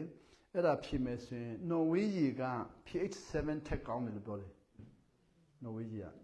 အခုတို့ပြောတာကျွန်တော်နားကြားသလားကတော့နော်ဝေးကြီးတွေတော်တော်များများက pH 7ထက်မြင့်နေတယ်မြင့်တယ်ဒါပေမဲ့မြန်မာနိုင်ငံမှာကျွန်တော်တို့ခုတောက်ရည်တက်မြန်မာနိုင်ငံရည်တက်ကသူတို့ပြောတာတိုင်းကြည့်တဲ့ခါမှာ pH 7ပြည့်ခါနီးမပြည့်ဘူးတဲ့ so 6.8တော့ဘာလို့ဖြစ်မှာပေါ့နောက်နော်ဝေးမှာတော့ခုနော်ဝေးမှာကျွန်တော်ခုလာနော်ဝေးရဲ့ pH 7နဲ့မြင့်တော့လူတွေကခု pH 7လည်းမကြီးတော့ဘူးတို့ဒီမှာနော်ဝေးကြီးကလေဒီမှာဒါနော်ဝေးရဲ့ကြီးဆိုရင်ကျွန်တော်ခုကြည့်တာ pH 7တော့မကြီးတော့ဘူးနော်ဝေးကြီးအလုံးမှာ pH 7တော့မကြီးတော့မြင့်လို့ပဲဖြစ်နေမှာပေါ့ဒါပေမဲ့အမေရိကမှာတော့သူကြီးတယ်အမေရိကမှာတော့ pH 7 7.5 pH 8 pH 9.2 pH 9.5အဲ့လိုကြီးတယ်ဆိုအမေရိကမှာတော့သူတို့ကြီးတယ်ဆိုတော့လေပို့ပြီးတော့ဟိုဟာဖတ်ပြီးတော့တောက်လို့ရတယ်ဒီနော်ဝေးမှာတော့သူတို့ကိုယ်တိုင်မရေးဘူးဆိုတော့ pH 7ထက်မြင့်တယ်ဆိုတော့တောက်လို့ရမယ်နောက်ခုနကြိုပြီးတော့တောက်တယ်ဆိုတာတော့မြန်မာနိုင်ငံမှာပဲကျွန်တော်ကြိုတောက်တာကြိုတောက်တဲ့အကြောင်းရင်းကတော့နော်ဝေးနိုင်ငံမှာတော့မသိဘူးလေနော်နော်ဝေးနိုင်ငံမှာကြိုတဲ့တောက်တဲ့အကြောင်းရင်းတော့မသိဘူးမြန်မာနိုင်ငံမှာကျွန်တော်ကြိုတောက်တဲ့အကြောင်းရင်းကမြန်မာနိုင်ငံရေဒီအားလုံးဟာကယ်လ်ဆီယမ်တအားများတယ်ထုံးတအားများတယ်ထုံးတအားများတော့နောက်ပြီးတော့ပိုးမွှားတအားများတယ်ပိုးမွှားတအားများတော့ကျွန်တော်ရေကိုကြိုတဲ့ခါမှာပိုးမွှားတည်တယ်နောက်ပြီးတော့ကယ်လ်ဆီယမ်ကအနေထိုင်တယ်ဆိုတော့ကြောက်ကမှကြောက်တယ်တာကြီးညော့သွားအောင်ပေါ့ကယ်လ်ဆီယမ်အကြောက်ကယ်လ်ဆီယမ်အနေကျအောင်နောက်ပိုးမွှားတည်အောင်ကြိုပြီးတော့တောက်ရတာပေါ့ကျွန်တော်မြန်မာနိုင်ငံရေမှာရေထဲမှာပါလာတဲ့ပိုးမွှားကိုပိုးသက်စီးမဖြန်းဘူးရေကြိတ်တောက်ရင်တော့ပိုးသက်စီးဖြန်းဆရာမလို့ဘူးတောက်လို့ရတယ်နောက်ပြီးတော့ကယ်လ်ဆီယမ်ကိုလည်းအနေထိုင်အောင်ကျွန်တော်ကကြိုပြီးတော့တောက်တဲ့တွင်မြန်မာနိုင်ငံမှာတော့ရေကြိတ်တောက်တဲ့လူတွေကဟိုအဲ့ဒီပိုးမွှားတန်ကနေပြီးတော့လွတ်မြောက်ခွင့်ရမယ်နောက်ကြောက်တယ်တာလွတ်မြောက်ခွင့်ရမယ်ဒါပေမဲ့အချက်တစ်ဖက်မှာပါရှိတယ်ရေကြိတ်တအားတောက်တဲ့လူတွေကတွန်းမခိုင်တော့ဘူးကျွန်တော်နိုင်ငံမှာလေကယ်လ်ဆီယမ်တအားနေတော့ဆိုတော့တွန်းမခိုင်တော့ဘူးပေါ့ကျွန်တော်အမေဆိုရင်ရေကြိတ်ပဲနှစ်ပေါင်း3-40တောက်တော့တွန်းမခိုင်တော့ဘူးအဲ့တော့တွန်းတော့အယိုးရအောင်မခိုင်တော့ဘူးအဲ့တော့ကယ်လ်ဆီယမ်ပြန်တောက်ပြရတာပေါ့ပြန်တောက်ပြရတယ်နောက်ပြီးတော့ခုနရေနွေးနဲ့ရေအေးမှာတော့ခန္ဓာကိုယ်ကနော်ဝေးမှာတော့အေးတဲ့နိုင်ငံဆိုတော့ကျွန်တော်လည်းမသိဘူးမြန်မာနိုင်ငံမှာတော့ခန္ဓာကိုယ်ကရေအေးတောက်တာထက်ရေနွေးတောက်တာပိုကောင်းတယ်ပိုကြိုက်တယ်ဆိုလူတွေကတောက်နိုင်တော့ရေပူမဟုတ်ဘဲနဲ့ရေနွေးပေါ့ရေနွေးညအလူမီအဲ့ဒါတောက်တာပိုကောင်းတယ်ခန္ဓာကိုယ်ကဟိုပုံမှန်ရေကအိမ်မှာတောက်တဲ့ဟာက 6.5 နဲ့ 9 ကျိုင်းမှာရှိတယ်။အော် 9.5 ရှိတယ်။အော်။ဒါပေမဲ့ပြင်လေရေကတော့ဘာလို့ရှိတယ်8ကနဲ့ 8.2 ရှိတယ်။အော်။ဒါပေမဲ့တဘာဝရေကတော့ 5.0 ကနဲ့ 7.7 ။ဟုတ်လား။ 7.5အော်အဲ့တဘာဝရေနဲ့သတိထားပါဦးနော်။ဒါပေမဲ့ပုံမှန်အိမ်မှာတောက်တဲ့ဟာကတော့6.5 ကနဲ့ 9.5 ဟုတ်ပြီဆိုအိမ်မှာတောက်တဲ့ဟာ6.5ဖြစ်တော့အခုဒီမြို့ကျသူကလောက်တာလေသူကတော့ online ဆိုတော့လေပိုတိကြမယ်နောက်လူတွေပြောတာကတော့ဟိုတိတ်တိကြဆိုတော့တိကြမယ်လေဆို online တိုင်းဆိုရင်6.5တောက်ခွင့်ရတာပေါ့နောက်ပြီးတော့5.5ဆိုရင်တော့ acid ဖြစ်သွားပြီ acid ဖြစ်သွားပြီ Norway is more this is what because Norway is depending yet got so 7 at long is color อ๋อ yeah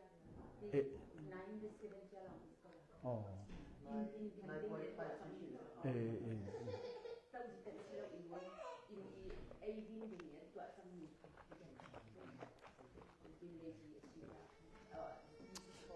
some new တမျိုးနဲ့တမျိုးကွာမကွာလည်းမသိဘူးနော်အဲ့ဒါကြောင့်6.5 ဟုတ်တယ်အမေရိကန်မှာတော့တအားကွာတယ်တမျိုးနဲ့တမျိုးအမေရိကန်မှာတော့အမေရိကန်နိုင်ငံလုံးကတအားကျေပြန့်တော့လေမြောက်ပိုင်းနယူးယောက်တို့ဘာလို့မြောက်ပိုင်းမှာရှိတဲ့လူတွေကြီးကတတ်ပြီးတော့လေခုအင်ဒီယာနာပိုလိစ်ဆိုတော့မှရှိတဲ့လူတွေကမတတ်တော့ဘူးဆိုအင်ဒီယာနာပိုလိစ်တို့ဒါလတ်တို့မှကြီးမတတ်တော့ဘူးကျွန်တော်တို့ဒီအချက်ပိုင်းကိုနော်အချက်ပိုင်းကိုနော်ဒီအချက်ပိုင်းကိုစမ်းရပေါ်တဲ့ဒီစမ်းအောင်ပိုင်းမှာကျွန်တော်တို့ဒီမှာနေတဲ့လူတွေကအပ္ပပိုင်းတော့န ကွာသွားပြီနော်ကွာသွားပြီဟုတ်တယ် ဟိုမှာပြည် အမေရိကမှာတော့တအားကွာတယ်တဲ့အမေရိကမှာ Dallas ရေဆိုရင်သူကတိတ်မမြင့်တော့ဘူးမတော့ရဲကြတော့ဘူးပေါ့နောက် Indianapolis ရေလည်းသူတို့မတော့ရဲကြတော့ဘူးဒါပေမဲ့နောက်ပိုင်းရေတော့သူတို့တောက်ရတယ်လို့ရှိတယ်ဆိုတော့အမေရိကမှာတော့သူ့ရဲ့ပြည်နယ်လျောက်သူ့ရဲ့မြို့အလျောက်သူတို့ရေကိုသူကမြို့နယ်အုပ်ချုပ်ရေးအဖွဲ့ကစစ်ဆေးပြီးတော့အာမခံပေးရင်တော့တောက်တာပေါ့ဒါမြို့နယ်အုပ်ချုပ်ရေးအဖွဲ့အာမမခံပေးဘူးဆိုရင်သူတို့လည်းမတောက်ရဲကြဘူးဒါပေမဲ့ဒီမှာတော့မြို့နယ်အုပ်ချုပ်ရေးကအာမခံပေးတော့သူ့အတိုင်းတာဖမ်းလို့ရတော့ဘူးဖမ်းလို့ရတယ် စီယာနော်ခရီးစီတာ ဟုတ်ပြီဟုတ်ပြီ အစာဆောင်စုတောင်းချင်းပေါ့နော် ဟုတ်ပြီဟုတ်ပြီ စုတောင်းချင်းမှာပါပဲနဲ့အစာဆောင်ချင်းခဲပြီးတော့နော် ဟုတ်တယ် ဒီအစာဆောင်ချင်းတဲ့ဒီနော်ဒီခန်းစာလေးခုထဲမှာတော့ อืม ဒီအချီးကြီးစုကိုရတယ် ဟုတ်ပြီဟုတ်ပြီ စတော့ချင်းမှာပါပြီး ဟုတ်ပြီဟုတ်ပြီ အစာ ဆိုတော့ ဆောင်ချင်းတဲ့နဲ့ အခုကျွန်တော်ကစာဆောင်စုလုံးနဲ့နှစ်ခုစလုံးရှင်းတက်တိခံလို့နည်းနည်းအခက်အခဲရှိတဲ့အတွက်ဒီဘက်ကိုနည်းနည်းတက်တိခံတဲ့သဘောရှိတယ်စုတောင်းချင်းဘက်ကနေပြီးတော့ဒီဟာကိုလည်းကျမ်းမာစီမယ်ဒီဟာကိုလည်းကျမ်းမာစီမယ်ဒီဟာကိုလည်းကျမ်းမာစီအောင်မယ်ဆိုတော့အခုကဒီဟာကဒီဘက်ကိုနည်းနည်းအာယုံဆိုင်လိုက်တာပေါ့အာယုံနဲ့ဆိုင်လိုက်တာပေါ့ဟုတ်တယ်အာယုံဆိုင်လိုက် ဒါဆိုတော့အစာဆောင်ချင်းတဲ့ ဟုတ်တယ်ဟုတ်တယ် ဟိုခန္ဓာတော့ တက်လုတ်ခိုင်းတာမဟုတ်ဘဲနဲ့နှစ်ခုမရှင်းပြတတ်လို့ခဏဒီပဲရှင်းပြလိုက်တာဆိုတော့နှစ်ခုတွဲပြီးတော့လှုပ်တဲ့ခါမှာနော်နှစ်ခုတွဲတဲ့ခါမှာဒါတွေအားလုံးကျမ်းမာသွားနိုင်တာပေါ့ဆိုတော့အစဆုံးတစ်ခုတည်းကြတော့အလုံးလုံးအကုန်လုံးကျမ်းမာချင်းမှကျမ်းမာမယ်တပုံ ဒါဆိုတော့နော်တော့ဘုံတော်လိုလိုပဲရှိဆိုတာဒီနော်တော့မိတော့အစာဆောင်ချင်းလို့ဒီမှာထင်တယ်ဒီနေ့ဘယ်ပိုင်းစုစုမဲ့လို့စုတောင်းလို့ practical လို့ပေါ့နော်စုတောင်းလို့စစ်ခဲနေစုတောင်းချင်းအောင်ကြအဲ့ဒါကြတော့အဲ့ဒါကြောင့်ခုနဆက်ပြောလို့ပေါ့အဲ့ဒါကြောင့်ဆူတောင်းခြင်းကိုရှင်းပြလို့နည်းနည်းခက်သွားလို့ခဏမရှင်းပြသေးတာကြောင့်ဆူတောင်းတဲ့ခါမှာလေဟို formal အတင်းတော်ဒီမှာတောင်းတဲ့ဟာရှိတယ်နောက်ပြီးတော့ formal ပြီးတော့ intimate ကိုဟာကိုပဲအထဲမှာတောင်းတဲ့ဟာတွေရှိတယ်ဆိုတော့အဲ့ဒါတွေရောရှင်းပြဖို့နည်းနည်းပိုခက်သွားတာပေါ့နော်ဆိုတော့ formal ဖျားเจ้าမှာတူတူတောင်းတဲ့ဟာတွေက formal တွေကတော့အားလုံးအော်ဟစ်ပြီးတော့တောင်းလို့ရတယ်အားလုံးတန်ပြီးတော့တောင်းလို့ရတယ်အားလုံးတူတူတောင်းလို့ရတယ် formal ကဆိုတော့အမှတော့ထိရောက်မှုတသက်ပေါ့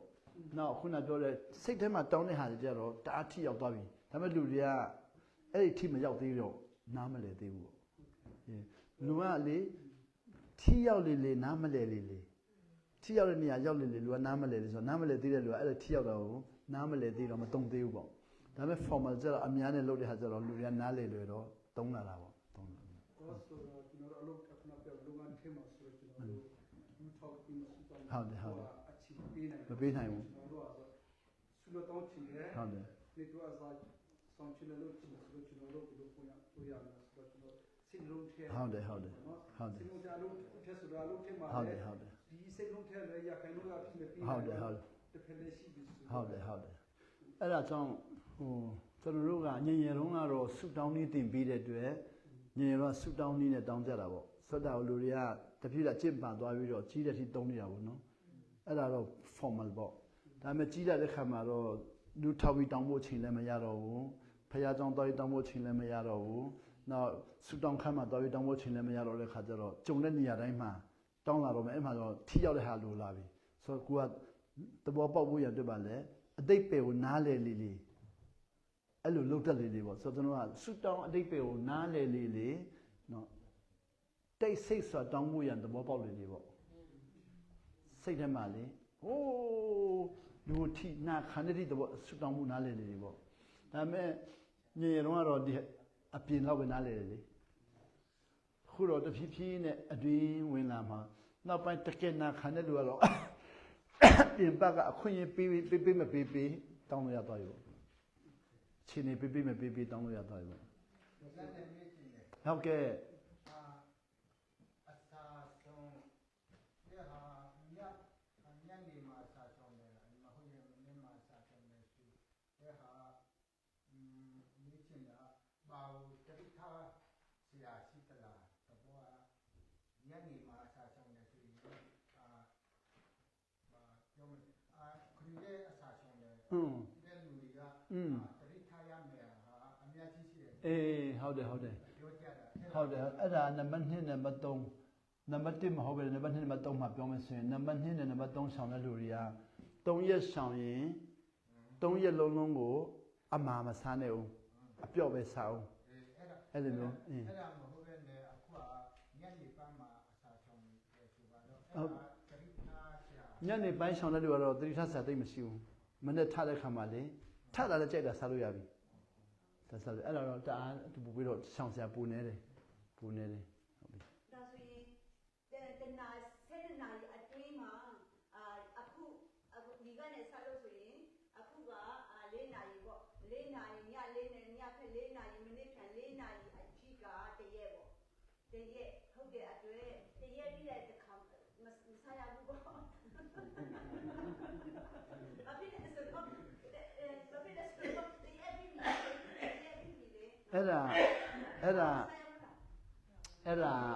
အဲ့ဒါနံပါတ်2နဲ့နံပါတ်3ပေါ့2နဲ့32နဲ့3မှာတရက်2နဲ့3မှာတရက်ပြည့်အောင်ရှောင်တယ်ဆိုတာလေသူက24နာရီပြည့်မှခုနက7နာရီဖြစ်နိုင်တယ်နော်7နာရီဖြစ်နိုင်တယ်နော်တဝက်ဖြစ်နိုင်တယ်နော်တဝက်ဖြစ်နိုင်တယ်ဟုတ်ဆို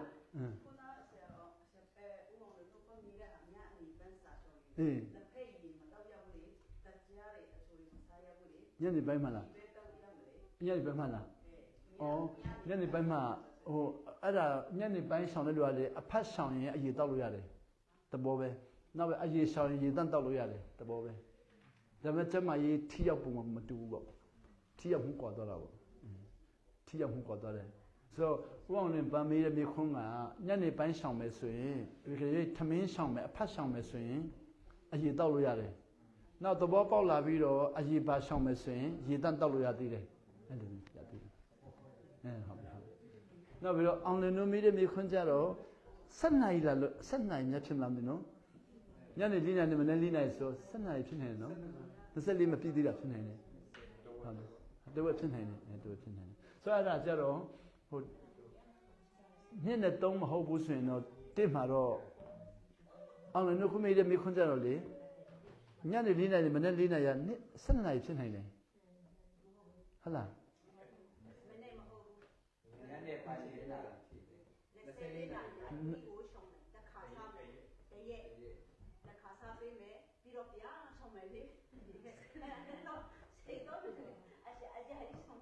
အဲ့ဒါရတာပဲလေဖြစ်နိုင်တယ်အဲ့ဖြစ်နေတယ်အခုကကျွန်တော်တို့ပြောတာလေကျွန်တော်တို့ပြောတာရှောင်ပြီးသားသူများရဲ့ရှောင်ပုံရှောင်နည်းတွေပဲဟုတ်တယ်အေးရှောင်ပြီးသားလူတွေရှောင်ပုံရှောင်နည်းပြောတာပဲရှိတယ်ကြိုက်တယ်လို့လုပ်လို့ရတယ်လုပ်ပိုင်ခွင့်ရှိတယ်အေးသိနိုင်တယ်ဟုတ်တယ်ကျွန်တော်တို့ဒီက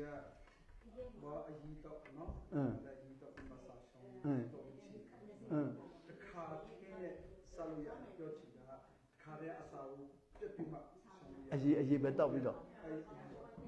ဆောင်းလို့ပြောတာခါတဲ့ဟောဆိုဒီမှာကင်းပေါ့နော်ကျွန်တော်တို့စာအရေးဥတက်ပြီးမှ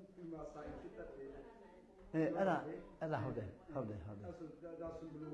လို့စာရမယ်အဲ့ဒါဆိုတော့အခုဆရာကလေ1နဲ့2နဲ့3မှာတခုခုလက်ညှိုးထိုးပြီးတော့ပြောရင်ပူပြီးတော့နှစ်ဟုတ်တယ်နမအဲ့ဒါအရေးမဟုတ်ဘူးရေးအရေးမဟုတ်ပဲနဲ့အရေးကတော့နံပါတ်1မှာနောက်အခုနအရေးနဲ့ရေကိုအရေးကနံပါတ်1မှာပဲတောက်လို့ရတယ်နံပါတ်2မှာပဲရေတန့်ပေါ့ရေတန့်နံပါတ်1ကကျွန်တော်တို့စားအောင်ဆိုရင်တော့အဖက်ကခါချဲနဲ့ဆောင်ရမှာဒါမှမဟုတ်ဖြည်းဖြည်းချင်းနံပါတ်2ကတော့တခါတည်းဖတ်ဖြတ်ပြီးတော့လေရေတန့်တောက်လို့ရတယ်အဲ့ဒီမှာခုနပြောတဲ့ဆရာမပြောတဲ့ဟာဟိုဟာသူပြောတာမှန်တယ်ဒါပေမဲ့ရေတန့်တောက်ပြီးတော့လေ acid မစားတော့ဘူးဆိုရင်လေအဆိုင်က acid မရှိတော့ဘူးဆိုမကြိတ်တော့ဘူးမကြည့်တော့ဘူးအဆိုင်ကအစာချီတာလေ acid ရှိမှ acid မရှိမကြည့်တော့ဘူးပျောက်သွားပြီ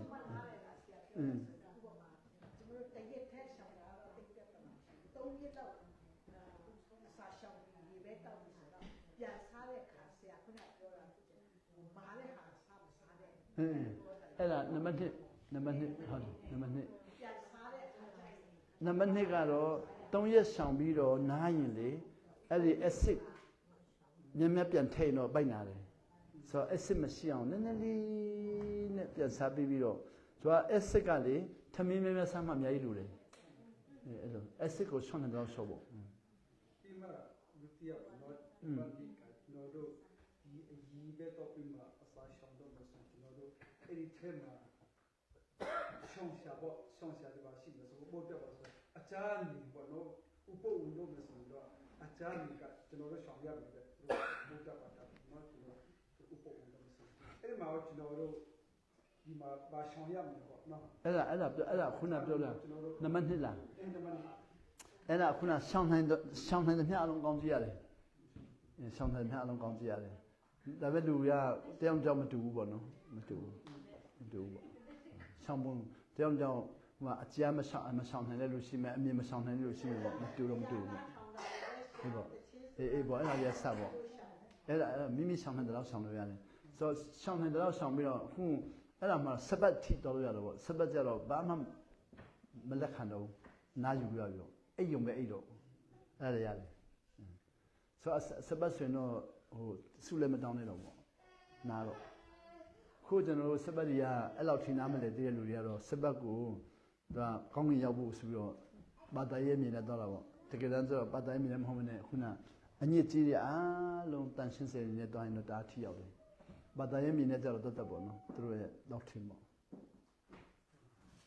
ခုနရှောင်ပြီးလို့ဆိုတော့ခုနကဘောနာဖနေနေနေပြန်စားတဲ့ခါမှာနံပါတ်2ဆိုရင်လေနံပါတ်2ကရေတက်မဲ့တောက်ပြီးတော့3ရက်ဆောင်ရင်နောက်နားပြီးတော့3ရက်ကိုလေစားမစားနဲ့ငရုတ်တီးမစားနဲ့လက်ဖေးမတောင်းနဲ့အချိုမစားနဲ့အချင်းမစားနဲ့အဆက်မစားနဲ့လို့ပေါ့ဆိုတော့အချိုအချင်းဆက်မပါတော့ခုနဟိုအင်္ဂလိပ်ကအက်ကလိုက်ပေါ့စံပြုတ်ကြီးပေါ့အဲ့ဒါစားရင်3ရက်လောက်စားရင်ထိရောက်တယ်တဲ့ဒါပေမဲ့စားရမယ်တော့မဟုတ်ဘူးထိရောက်တော့ပေါ့ဒါပေမဲ့အခုလူတွေကမစားဘဲနဲ့လည်းနေတယ်ထိရောက်မှာပါဒါပေမဲ့ရေရှည်အတွက်ဘိုက်နာတတ်တယ်ပေါ့ဘိုက်နာတတ်တယ်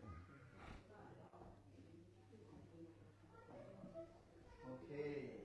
so Thank you